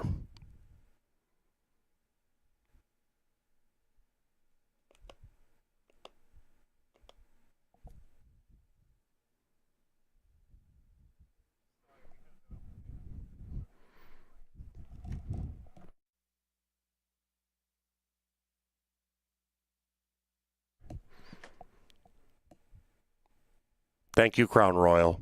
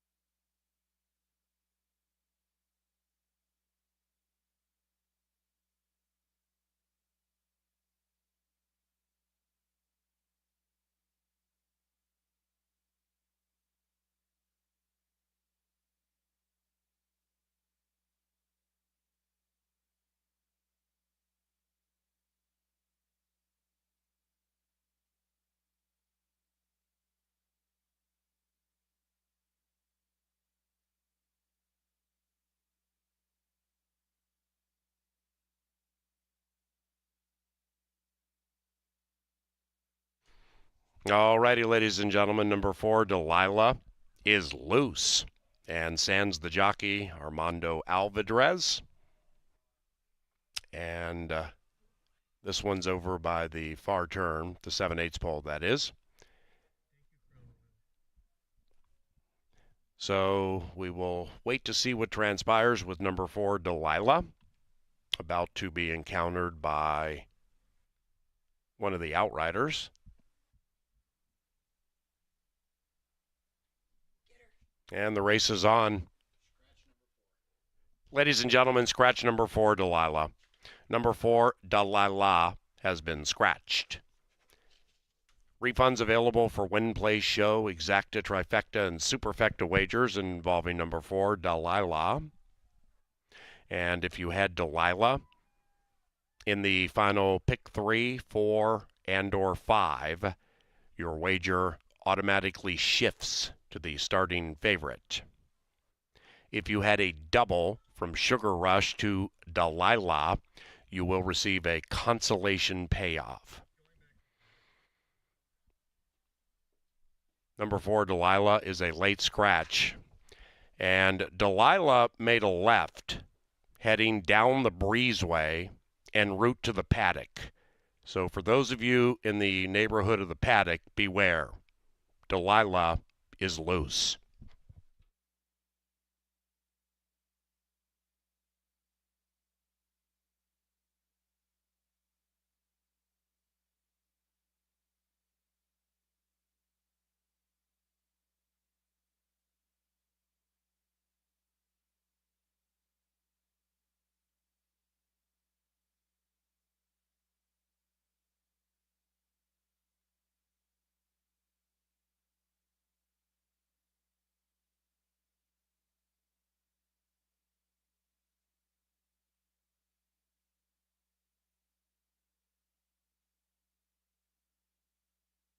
We're holding up race number 8 for a second until they can get number 4, Delilah, squared away. The intel is that Delilah, the 2-year-old filly, has mostly been detained, if not detained. So once they get everything squared away to make sure she doesn't head the other way on the breezeway and back to the track, we're going to hold up with race number 8. We appreciate your patience.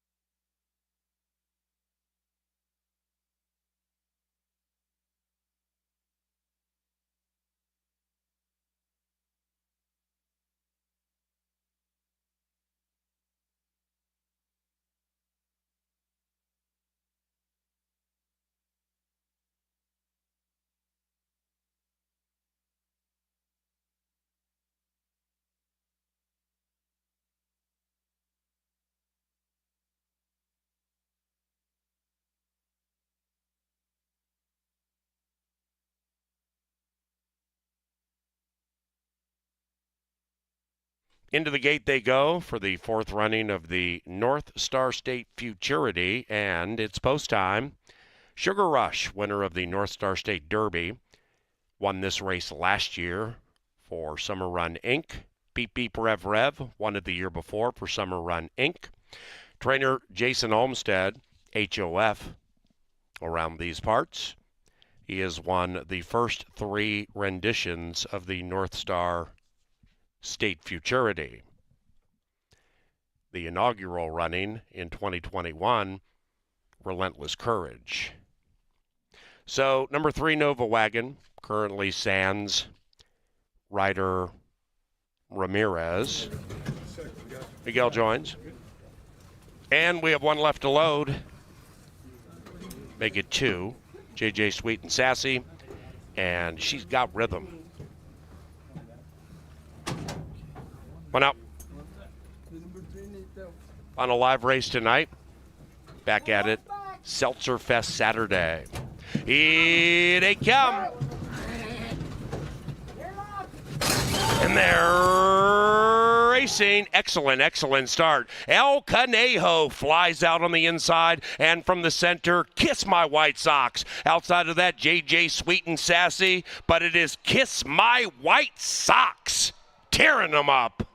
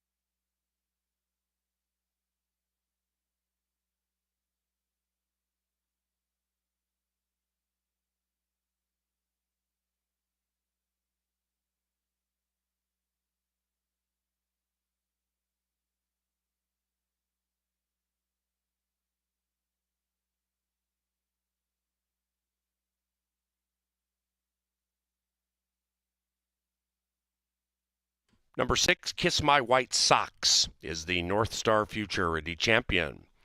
Awaiting the rest of the numbers. Stand by.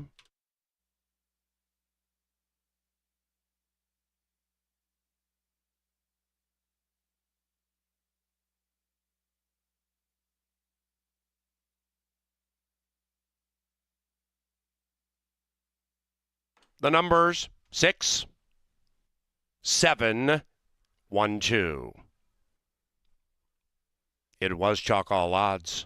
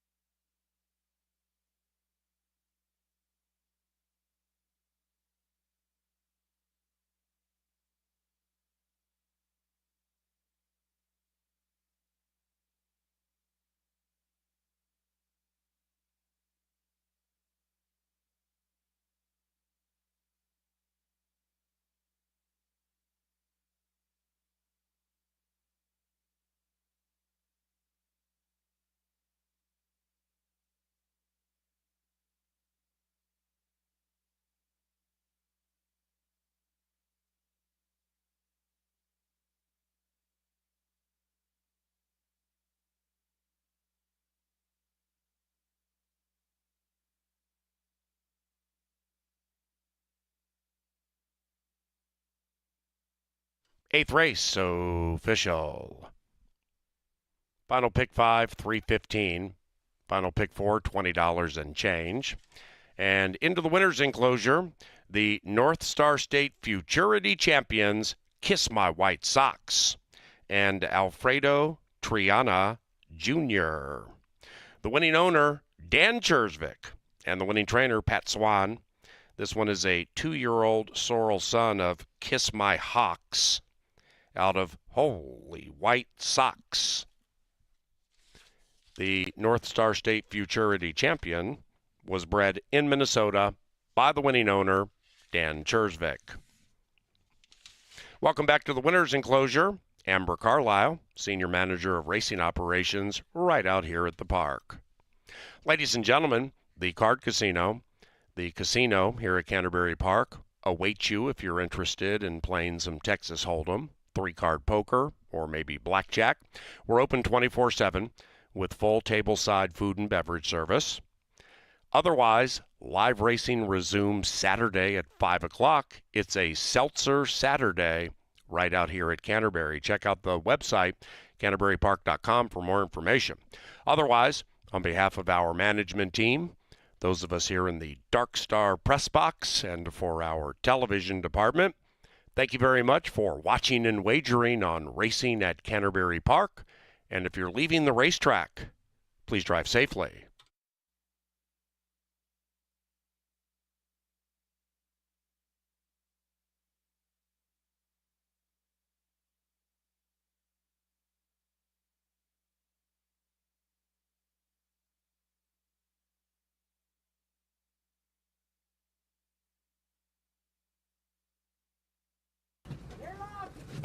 And they're racing. Excellent start. El Conejo flies out on the inside, and from the center, Kiss My White Socks. Outside of that, JJ Sweet and Sassy, but it is Kiss My White Socks tearing them up.